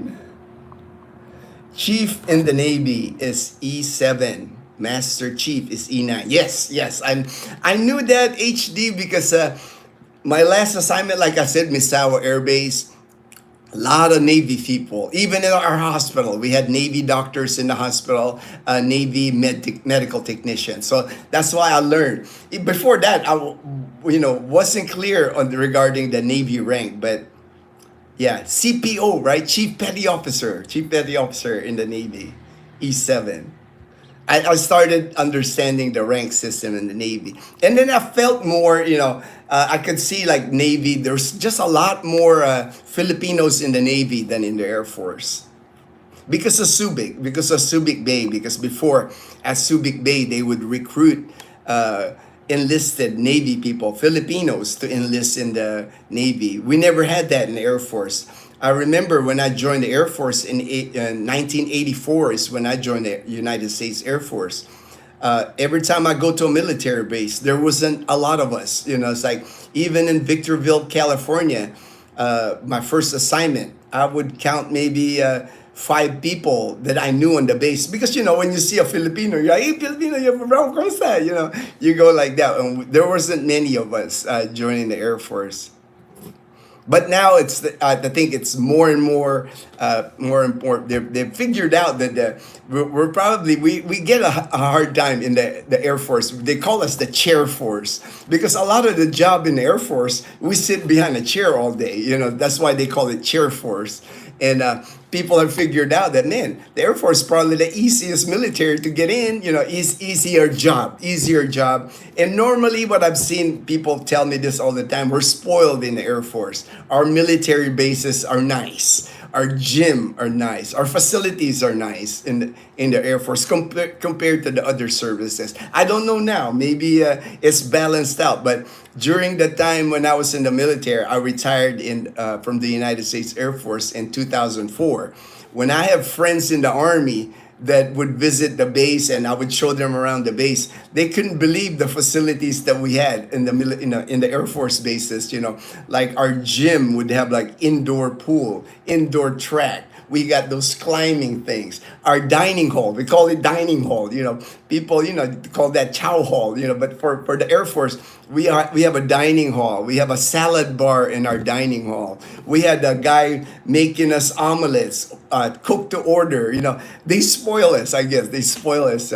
Even back then, even when I was in the military. So I can even imagine now. I can even imagine now. If you think about it, I would really appreciate if you said hello to Frank and Phil and James. I have never actually met Frank and Phil, but I've seen some of their videos. I'll introduce myself to people that I've seen them on YouTube all the time. I'm always commenting like, "Oh, cool, Red Fred. All right, You probably already have, but if you haven't show some love to our brother and like, oh, thank you, Red Fred, for their channel. Appreciate it, Red Fred. I'm still here. All right, Mark. All right, Biggie support group. All right, Mark. Past couple of months, the yen is down to 140, 145 right now. Okay. Hey man, it's still better than 90, man. I remember 1995 during my time in Japan. So 145 is still a good deal. It's still a good deal, man. And James Graham went live. So you can try the trick when you end the live stream to move your current audience to their live. Okay, I haven't really I'm not that technical, HD. I'll probably mess it up. I know you gave me the notes on how to do it. I can try. Maybe you can guide me on this at the end of this. Maybe I'm using my phone, so I haven't done that. So I don't want to mess it up or anything. like biggest support group. I'll just go after I'm done here. I'll just go on the live stream with them and see what they're doing. What Karen and James and Karen are doing this morning at the Canadian Beaver. Midnight dinner on Netflix. They be cook different dash each week. Oh, okay, all right. Oops. The yen is 146 at 146. Hey, man. That's good as long as it's going up. Good morning. Good. How's the weather been in Boracay? Weather's been great, man. It's been awesome, actually. Before we left, it was still sunny, but it did rain here. I think it was raining more here from talking to Mom last night. It's been raining more in the mainland Aklan, but because in Boracay, we haven't been getting any rain. If it did rain in Boracay, usually it was at nighttime. We've had sunny days in Boracay for most of the time we've been there. I think the first week was, we were getting more rain, like the first week of June. But ever since then, we've been getting sunny weather in Boracay. But you know how it is, man. This is the Philippines. That could, we might come back to Boracay now and get 8 days of rain. But it's not a big deal to us because Dazel and I, we have our rain jacket, we have umbrella. We still do things in Boracay even in the rain. Actually, I don't mind it. To me, it's like less people in Boracay. That I know. If you go to Boracay now, Lawrence, it's like less people than during the summer. Easier. Even the people, when you talk to the locals, you can sense it. They can sense it too. They're like, it's the start of the low season in Boracay is what they call it, because we have friends even, they plan it where they work in Boracay January to June, and they're heading out elsewhere in the Philippines to work. They have other work plans, like even a scuba diving instructor, they're going to another place because they know January to June, that's the peak. Once June ends, July to December, it's low season in Boracay. Less people, less tourists. Even the hotels, you can tell. We were talking to Miko, our Dazel's younger brother. Even he works at the Mandarin Bay, one of the big hotels in Boracay. They lessened their staff during everything is getting reduced in Boracay.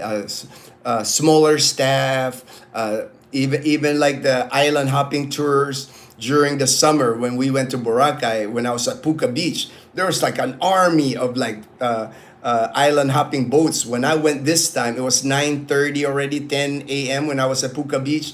I counted six island hopping boats. So it's dwindling down. The people that are going to Boracay are less this time of the year.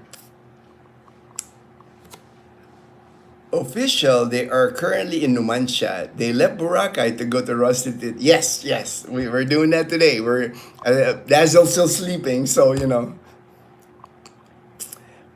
We Army had back-to-back 45 days. Woo, 45 days with only a 3-day break for. Ooh, man, I know they don't play around in the Army, man. I know that was a hard life, Daniel. I know that was a hard life. That's why the other services normally give us a hard time in the chair force because we're more. It was easy. Military was easier for us than the other services. Filipino elevator bum rush, bum rush. They don't wait until everyone is in the elevator gets out before trying to squeeze in. Hard to get out of the. I know that's the other thing. I'm glad you mentioned that, Lawrence. It's the same thing. You know, it's like when you're trying to get in an elevator in the Philippines, the door will open the elevator. It just makes sense to let everybody out of the elevator before you go in. I mean, the elevator is not going to go anywhere. You know, you can just put your hand on the side of the elevator and wait for people to go in. But you will see it here in the Philippines. People going out the elevator, coming into at the same time. You know, it's kind of like, that's funny. That's funny. You said that, Lawrence. It's one of those things, you know. I guess it's a trait of Filipinos. I guess it's just the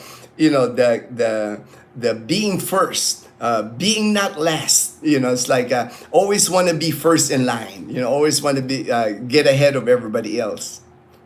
But like you said, Filipinos are the kindest, most hospitable people. But as far as like that politeness, in line and all that, unfortunately, it's not one of the traits that you often see displayed here. Even at my favorite pandesal, when I get my malunggay cheese pandesal, if I get it this morning, if I stand in line, there could be like 3 or 4 of us in line, and you can see it's a line because we're like one line. There's always going to be 1 or 2 people that's going to go in front of the line, raise their money. 20 pesos po. They're going to say that. I'm like, didn't that guy see we're like standing here? It is what it is. It is what it is. It doesn't bother me because I've just learned it's the Filipino way. It's the culture here. It's like I can't change that. I don't worry about things that I can't change. And for me, it's never a big deal just because I'm never in a rush. I'm patient. I can wait my turn. It's not a big deal for me.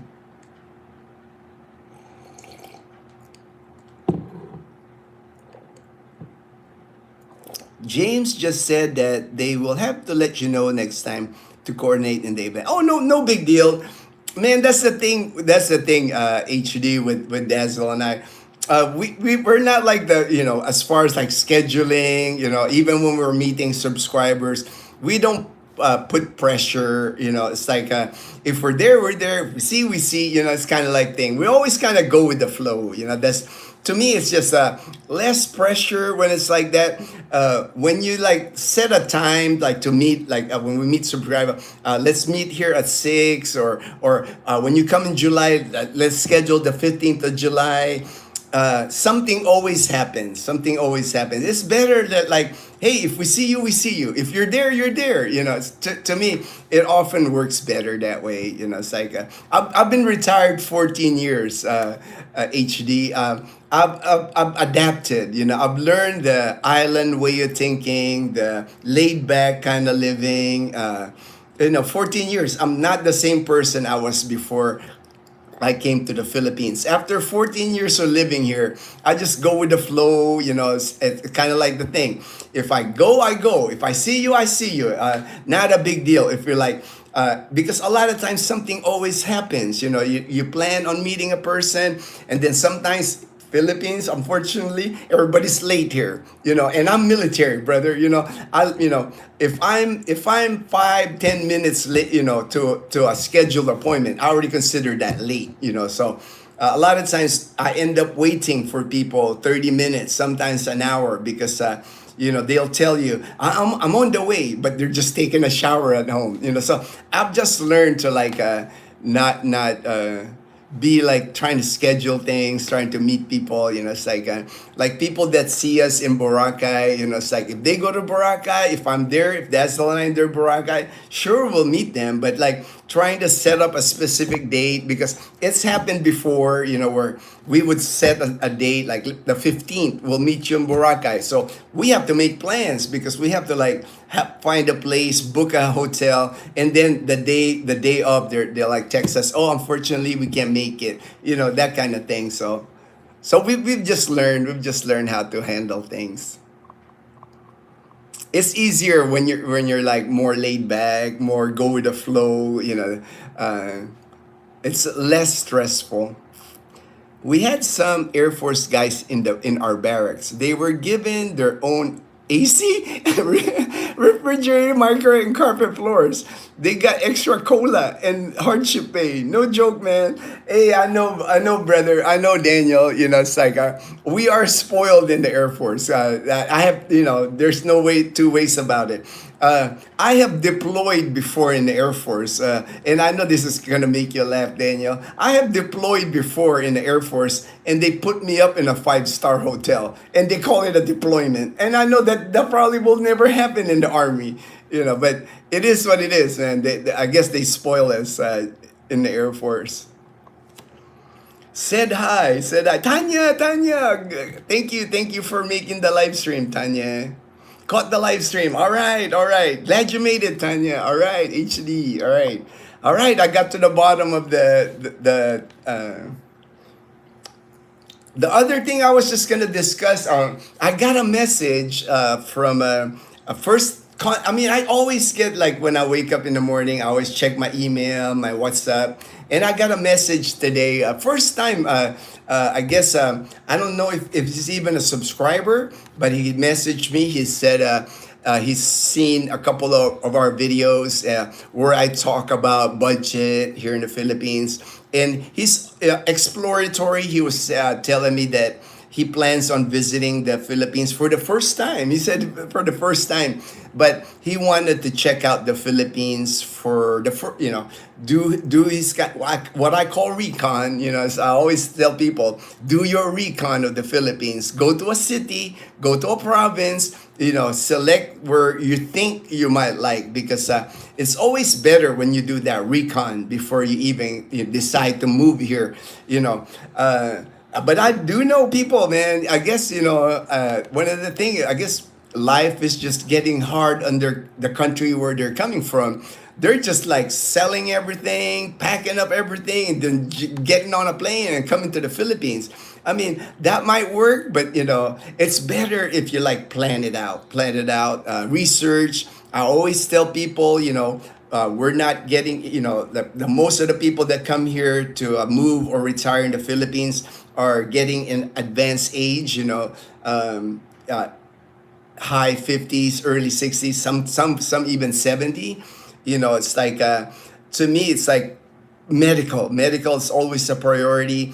And what I'll do is I haven't even answered him. I just saw his message. But what I usually do with people is like, I'll communicate. I'll try to figure out what they're looking for in the Philippines, because a lot of times people really, I haven't met two people that had the same objective when they come to the Philippines. I try to get to know the person, and then usually a video call usually helps. And I never charge people. That's one of the things. I don't want to ever for it to become like a consultation fee or anything like that. That's not the point of our channel. I just want to help people. I want to see. I'm sure they'll probably go somewhere else here in the Philippines, but I just want to get to know the person, give my input, just a few recommendations, and I let them go with that. So if they contact me again, they contact me again. Not a big deal. But if they do, I know the people that I have helped. There's one person now. He's coming here. I think first week of July. He's gonna land in Manila. He's got issue that he's been on an LDR kind of thing, and he got to figure that out. But he's looking at Cebu City. I'm kind of trying to push him to Iloilo City because I think it's a better choice than Cebu City. But I just get to know the person, just try to and give them advice because like this person, he said he's kind of like on a low budget. He said he's only receiving Social Security, $1,500. He says he has little savings. That to me kind of worries me a little bit. That's why I have to figure out. I have to get to know him more because that always worries me when people say they have little savings and they're mainly Social Security is their main thing, because there's no Medicare here. So that worries me. I have told people before, when I'm honest, I would tell them, I don't think the Philippines is for you. I think you got too many medical issues, no Medicare here. And usually when I do that, I lose the person. I would never hear from them, and that's fine. That's fine with me because I don't want people coming here getting the impression that the Philippines is like the solution to all their problems. This is like the greatest paradise, Philippines. That's not my objective. My objective is like to give good advice to people, analyze their situation, and then give them good advice, and they're still gonna make their decision. Everybody that I helped, everybody that I continue to help, the bottom line, they're still gonna make their decision on their own. It's like all I'm doing is like from my 14 years of experience here, what I've seen, and then with the budget that they're bringing here, I can show them what apartments are available here, what apartments in the city or in the province. Kind of like just a guide, that's all I'm doing. I'm not like selling everybody like leave your country, come to the Philippines, this is the greatest country in the world. It's not like that. It's more like I know they're coming, people are coming to the Philippines, and if I can guide a few, steer them in the right direction, help them in some way, that's my goal. Like I said all the time, it's like I just want to do good and be good. I have nothing. If money's not an issue. I'm military retired. I have a good pension here in the Philippines. I've been able to live here the past 14 years on my military pension alone. Never had a problem with money. Paid cash for a car. Paid cash for Bumblebee. This house, I only have like 5.5 years left mortgage on this house. So Social Security is right around the corner for me. So it's not like money's not an object. I mean, we don't make that much money with YouTube, so that's not the goal of YouTube for me. We got deployed and was given the woods. The woods, man, Daniel, man. I know, man. You guys got it rough in the army, man. Swamp or desert to sleep in. LOL. Oh, man. I know, brother. That wasn't bragging about the hotel or anything, but I understand. That's why we get harassed in the Air Force. They call us the chair force, and we're spoiled, man. We're spoiled. I mean, they deploy it, they call it deployment, but some people call it a vacation. Some other services call our deployments like vacation. I am not old, just a little worn out. You're a little worn out. Yeah, I don't consider myself old, man. I'll be 59. To me, 59 is still young. I'll be 59 in about a month now, so I don't consider myself old. I do feel it now because for my treatments, but I think I'm getting back to where I was. It won't be long now till I'm able to run a 5K again, ride bicycles again, do more pickleball, do more activity. I don't feel any pain or anything like that with pickleball. When people were like warning me, watch out, people get injured on pickleball. It's not like I'm trying to be like competitive pickleball player. I mean, I'm trying to hit the ball to Dazzle. We're just trying to get the sweat going, get the exercise going. It's just for fun for us. We're not gonna be like, well, Dazzle maybe, but Dazzle's so competitive about everything. But me, all I do now is just for fun. It's not like I'm trying to be like the best pickleball player out there. I just wanted to get some exercise as the main thing. Philippines is not a good destination for someone with limited Thank you for bringing that up, Tanya, because I had a one guy that had asked me about that. That he said, how it is for like he had to have a electric powered like to get around. And I told him, it's just Philippines is just not built for that. If you have limited mobility, if you have to ride one of those electric kind of vehicle to get around, it's just not that. Very not handicap friendly here in the Philippines. There's not a lot of that. I mean, even like in Calibo, in the province of Aklan, we don't have like good sidewalks even. And then if you do have a sidewalk, they got vendors in there. They got tricycles and motorbikes parked in there. So you end up walking in the street. So if you got limited mobility, Philippines is not for you. There may be, maybe if you live in BGC, maybe if you live in IT Park in Cebu City, but those two places, they're the most expensive places to live in. So that's almost like living, the same money in the US, so, and then you won't have Medicare. So to me, that would not be a smart move, if you got limited mobility. Again, medical care is so critical here in the Philippines. One illness here in the Philippines, if you're relying on cash, if you're relying on credit card, or if you're relying on your savings to cover your medical expense here in the Philippines, it can bankrupt you quick here if you suffer a stroke or something like that, or need a quadruple bypass. Not going to be cheap here if you don't have insurance. The only way I'm able to retire here in the Philippines young, now I'm retired, it's because I have TRICARE medical insurance. I'm retired United States military, so TRICARE covers my care, and we have what's called a catastrophic cap.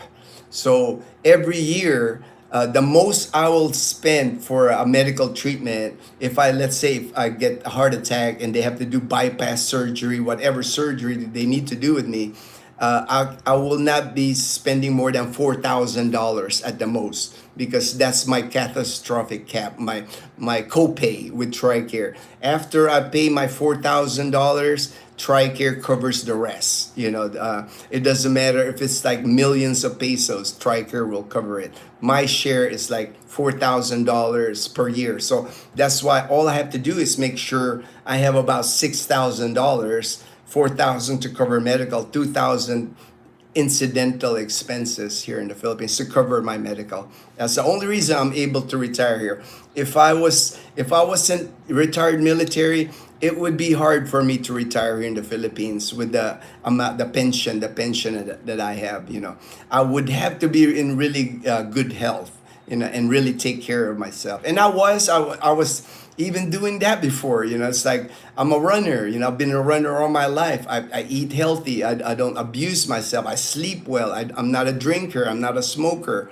But I still got cancer. It's like one of those things. Nothing's guaranteed. You could be the healthiest person in the world, and then just like that, an illness comes to you. It's like it happens. Especially here in the Philippines, I've heard that.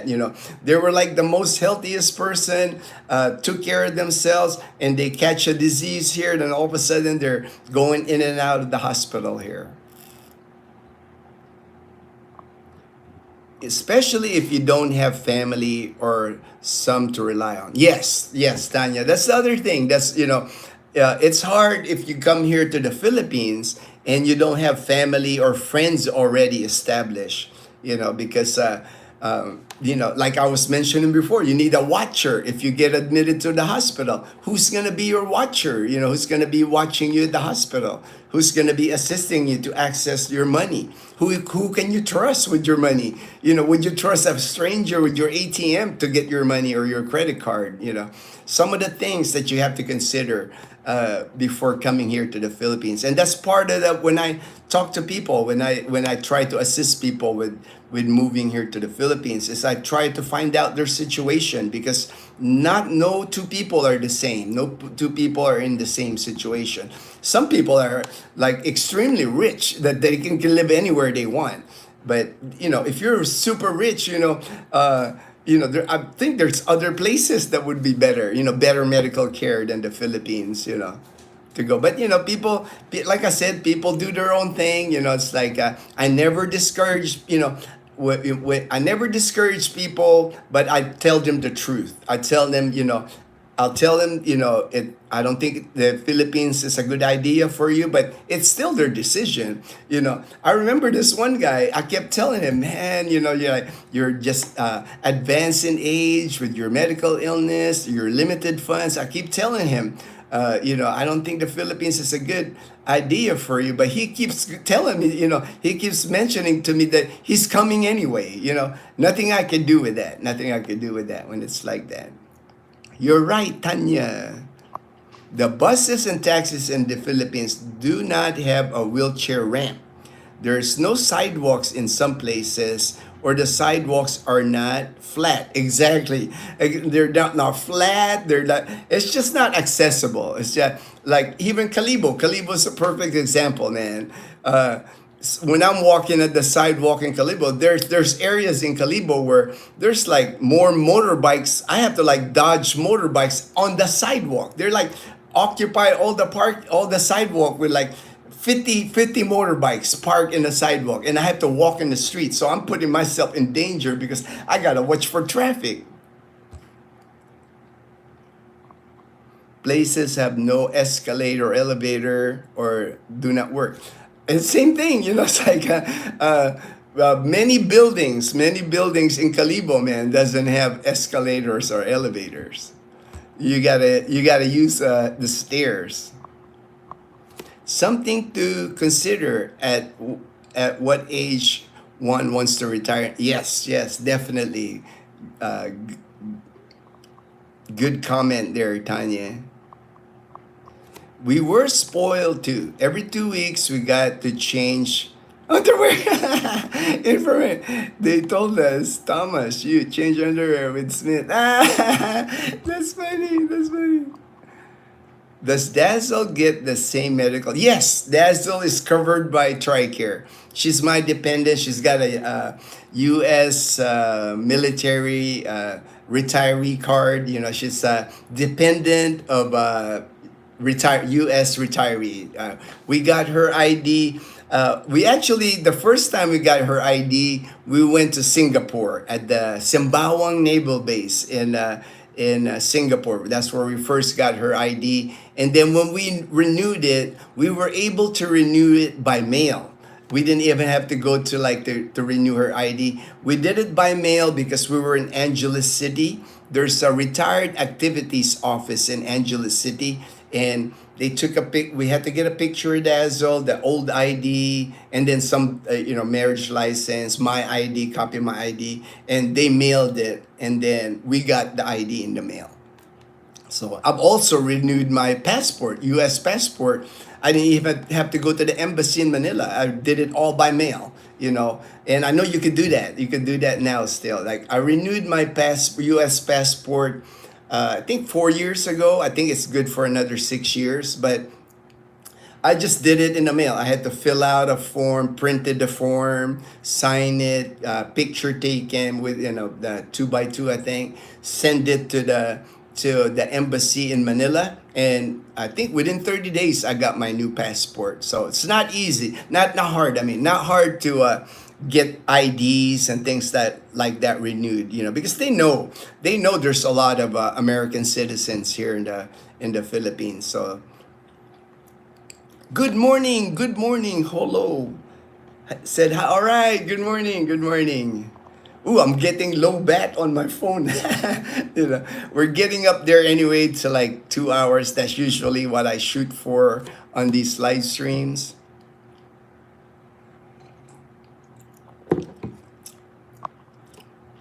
So regarding like budget, I get a lot of questions regarding like cost of living, budget, and all that. It really just depends on the person because, like I said, no two person are alike. It's like some people can live in the province here. That's if your budget, if like 1,500 or lower, of course, the province would be the place. But you're also you won't have access to a lot of Western amenities. But a lot of people don't mind that because if the Western amenities, they're gonna be at places like BGC in Manila, IT Park in Cebu, or Iloilo, Mega World in Iloilo. But you pay the price. You pay the price. I mean, in Iloilo, a one bedroom furnished condo in Iloilo, you're looking at around 20 to 25,000 pesos.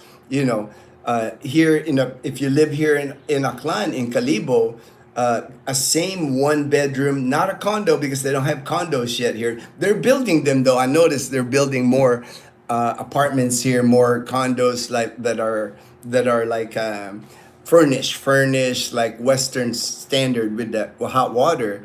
But the same apartment, like the small condo unit, the same furnished apartment here in Calibo, you're gonna get it like at least half the price or even less.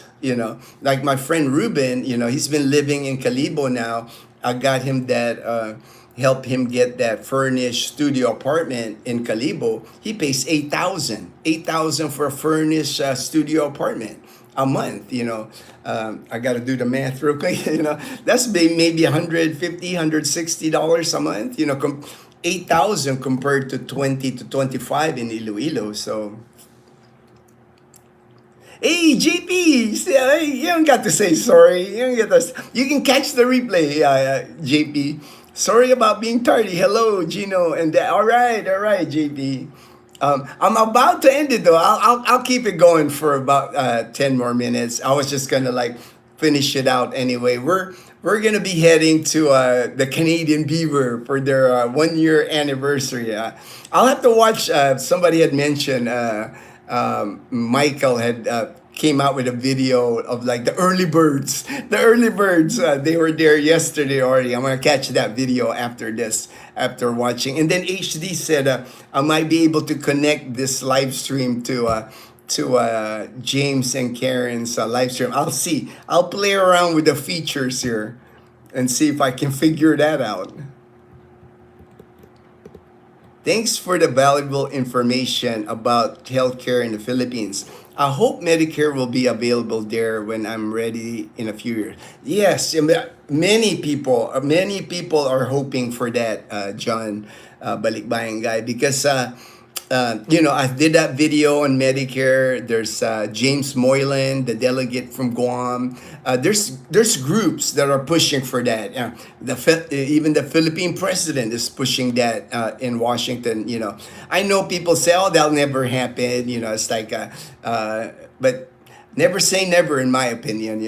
It doesn't hurt trying to get Medicare here in the Philippines. It doesn't hurt that there's people writing to their Congress people that because it's going to be presented at the House of Representatives for FY 2026 budget. To me, it's like you can just say, well, it's never going to happen, but at least there's action. There's people trying to, because to me, it makes sense, from the research that I've done, it makes sense for them to allow Medicare, here in the Philippines, just because it would be cheaper costs here for it's kind of like a win-win, because like, medical care in the US for Medicare recipients is expensive. The government is spending a lot of money.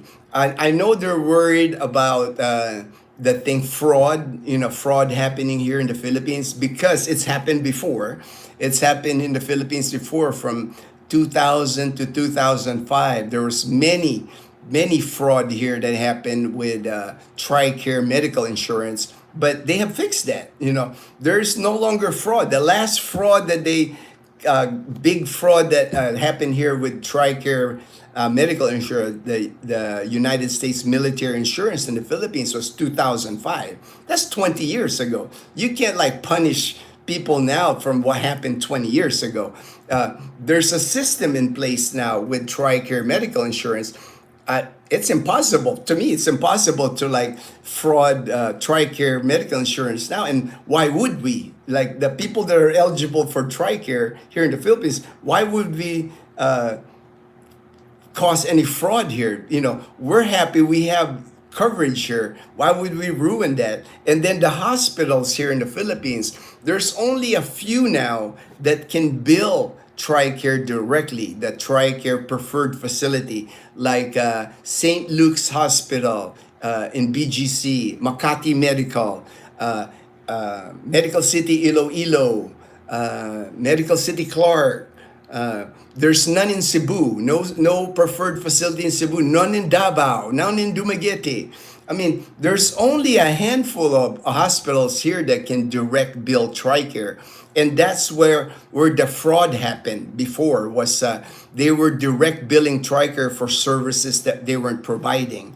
So TRICARE has done a good job of eliminating that.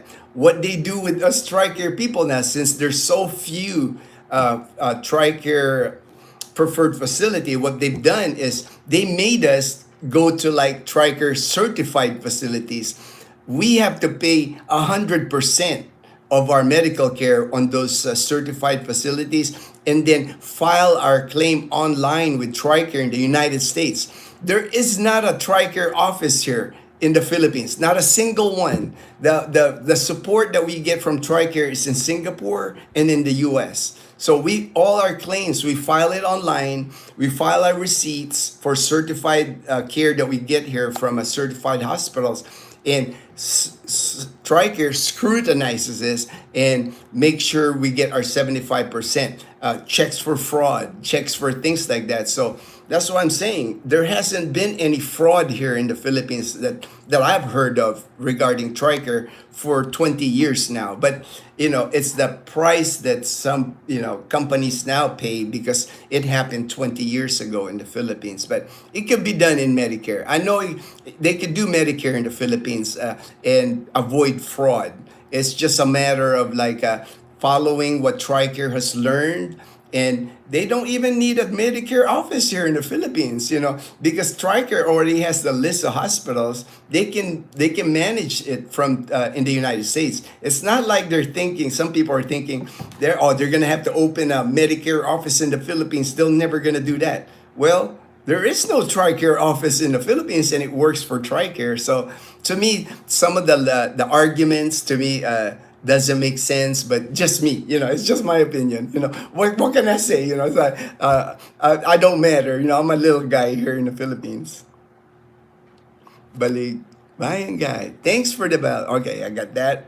There a few years. JP, I think Medicare in the Philippines could actually save taxpayers money, but that's what I'm saying, JP. It could save money. I mean, the cost of medical care in the Philippines is a lot cheaper than in the U.S. There's no malpractice lawsuits here. There's no insurance here for, a hospital run in the United States got to carry so much insurance, general liability, ambulance insurance, people slip and fall in the hospital, malpractice for the doctor, malpractice for the technicians.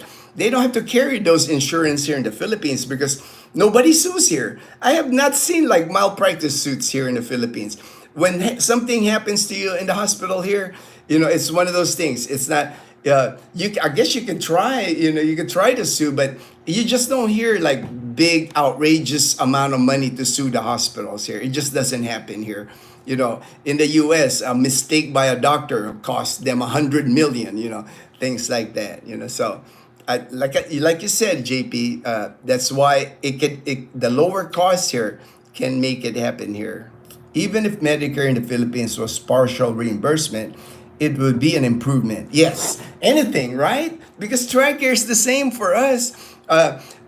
the military retirees here in the Philippines, when I joined the military, all throughout my career, the biggest thing in the military was like we were gonna get free care for the rest of our life. That was the pull from the military, like to recruit us, to get us to stay in the military. But it didn't happen. I mean, they're charging us 25% of our care, which I don't care. I don't mind that because I know how medical care in the US is expensive. I don't mind paying 25% for my care, because like to me, that's just fair. I don't expect, free medical care for the rest of my life. I'm happy to pay my 25%. And it could be like that too, JP. Could be like partial reimbursement is better than nothing. It's better than nothing. Do you know anyone in Ireland? No, no, I don't know. I'm sorry. Sorry, don't know anybody in Ireland. Will PhilHealth cover your spouse? Yes, the PhilHealth will cover your spouse, Daniel. If you move here to the Philippines, get PhilHealth. For a expat, it's 17,000 pesos a year, less than $300 a year for you and your spouse. So the spouse is covered. And if you got kids, it'll be covered too under PhilHealth.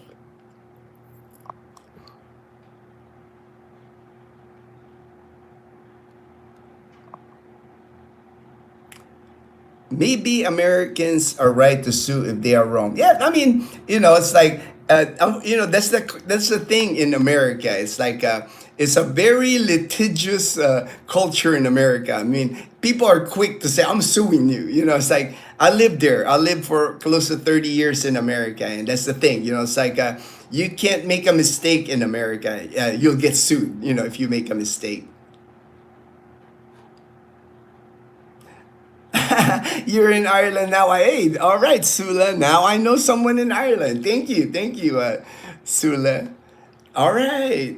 Are you? I'm not a doctor. I'm not a doctor. I'm a retired United States military. I'm United States Air Force retired. Retired here in the Philippines. So I'm not a doctor. But I did work in the hospital over 27 years. Is my medical background.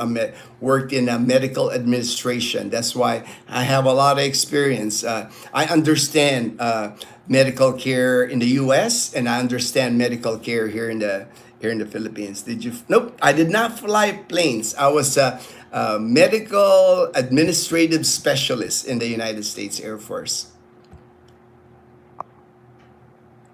Understand? All right, Sula, my friend in Ireland. Now I have a friend. Now I have a friend in Ireland. Great, great. All right. It's been now 2 hours now on the live stream. I'm gonna start cleaning up here. I pack a backpack. I wait for Dazzle to wake up. My brother is nice, nice, half Filipino. All right, Sula. And then we're gonna head out after lunch. We're gonna eat lunch here and then head out to the Canadian Beaver. I'll try to film the Canadian Beaver tonight. That way, I'll try to put out a video about our trip to the Canadian Beaver. I'm sure it's gonna be fun. I'm excited. Dazzle's excited. She's always happy to see Kat. Kat's a friend of Dazzle, and then Laura too. It's like so we're excited. Thank you, Ginno and Dazel. Safe travels. I will. I'll drive super careful. Take my time. I never rush. I never rush. Oh, thank you, Sula. Thank you for the support. Now, my friend in Ireland. Thank you for the support. Safe. We will. Thank you, Tanya. Thank you. God bless everyone. Thank you so much, Edgar. Thank you so much for the beer and Dazzle's dessert. Appreciate you, my friend. I know we're gonna have a great time at the Canadian Beaver tonight. I can't wait. Can't wait to see friends there. It's gonna be fun, just like hanging out with friends. Ready for the setup. All right, HD. All right, hold on, HD. Have fun. All right, JP. We will have fun. We will have fun for sure. Y'all take care and we will. Thank you, Daniel. I'm gonna try to connect this live stream to James and Karen. HD's gonna try to walk me through it. Have a lovely. Oh, thank you so much, Sula. Appreciate it. God bless everyone. Everyone, have a good weekend. It's coming up weekend where you're at. Hey, Frederick. Oh, thank you, Frederick. Open up YouTube Studios to start. All right. Hold on. I don't want to mess this up, man. I'm on the screen now, HD. So where do I open the studio? Here on the phone? Because if I close this, you might disappear, man. Hold on. Let me. You open up YouTube. I guess I can open it on my laptop maybe that way I don't lose this. You can also do it on a computer. Yeah, I'm gonna do it on a computer. Actually, that way it's easier. I don't want to lose you. I don't want to lose you here. I'll do it on my computer here. Be easier for me, HD, because my phone doesn't have a lot of the features, man. Let me log on to my computer here.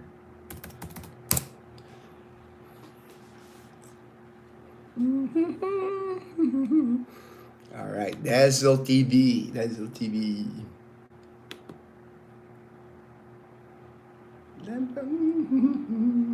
That's all right. I'm at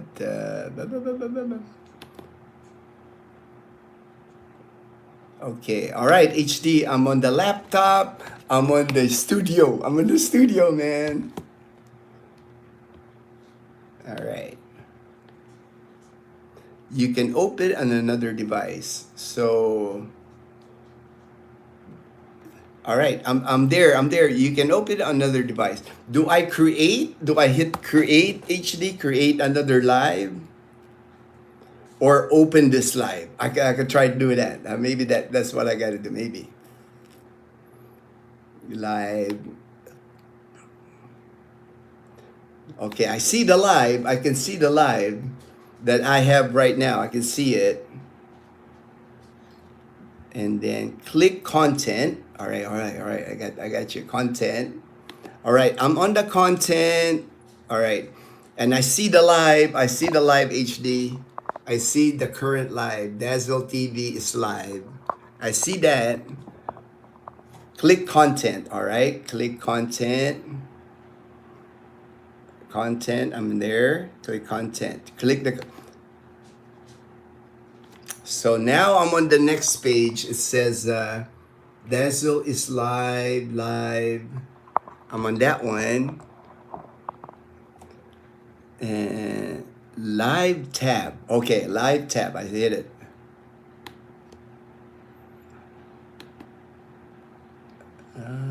It won't do it.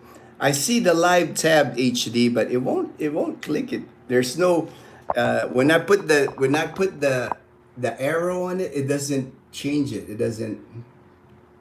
It's not letting me click it. Click the live. Hover over your current live. Yeah, I'm doing that HD. It's not giving me like the hand, the hand. Edit. Oh, all right, edit. All right. See edit. Oh, okay. I'll have to go back. It's in the edit. All right, edit. All right. Okay, I did that edit. It's still not giving me the hand thing when I hover over the live. It's not giving me. It's giving me just the arrow. It's not giving me yeah, I don't think I can do it. I don't think I can do it HD. See, when I hover over my picture, my live, it's not giving me that thing. It's not letting me click it. Maybe right click. Open image in new tab, maybe. Click customization. All right, customization. All right, customization. All right, I'm in the customization.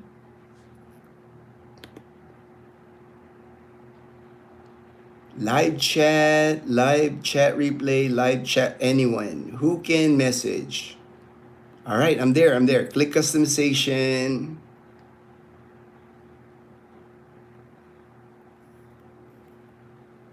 All right, I'm at the customization HD.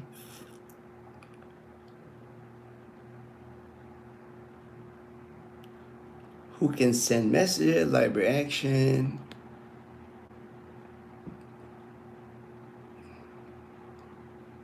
under redirect ad, right there, redirect, all right, redirect ad, all right, redirect ad, okay, right there, all right. Search your videos from your subscribe channel. Just search video from other channels. So okay, I guess I put James and Karen there. Maybe James and Karen adventures. See, I would have never figured this out, HD. HD, you are amazing to help. We are all on the edge. We're all on the edge of our seats. Okay, right there. I typed in James and Karen Adventures, and I think it's trying to bring it up, but it's like grayed out. You know, right here. I think that's their live stream. I'm just gonna try to click it and see if that works. Or I'll try it again. I'll try it again on this other search. I know it's not in my search my videos. It has redirect privilege needed. Ask James and Karen to add you to their live. Oh, HD. They have to add me. It says here they have to add me. It says here redirect privileges needed. Ask James and Karen Adventures to add you to their live redirect list in community settings. So they have to add me to give to so I can redirect to them. I get it now. I get it now. Man, this is kind of fun, man. This is kind of fun. That's how I found your channel through James saying, hello, Dazel chat and mods. All right, said hi. Hello, hello. So that's the thing. They got to give me authorization, HD. So at least now I know the steps now. I'll remember to edit content, go to customization, and I have to have permission. I have to have permission from them.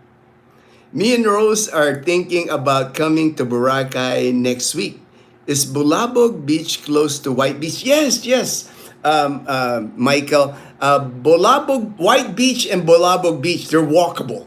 If you stay in Bulabog Beach, if you make reservation, so permission needed. Yes, HD. I could see it. I could see their live, but it's grayed out. It's grayed out. So they have to give me permission. That way, they'll show up. But I can see it. It says here live. I can see James and Karen Adventures live, but it's grayed out. I can't I can't just okay. Can set up that at the Beaver. Oh, all right.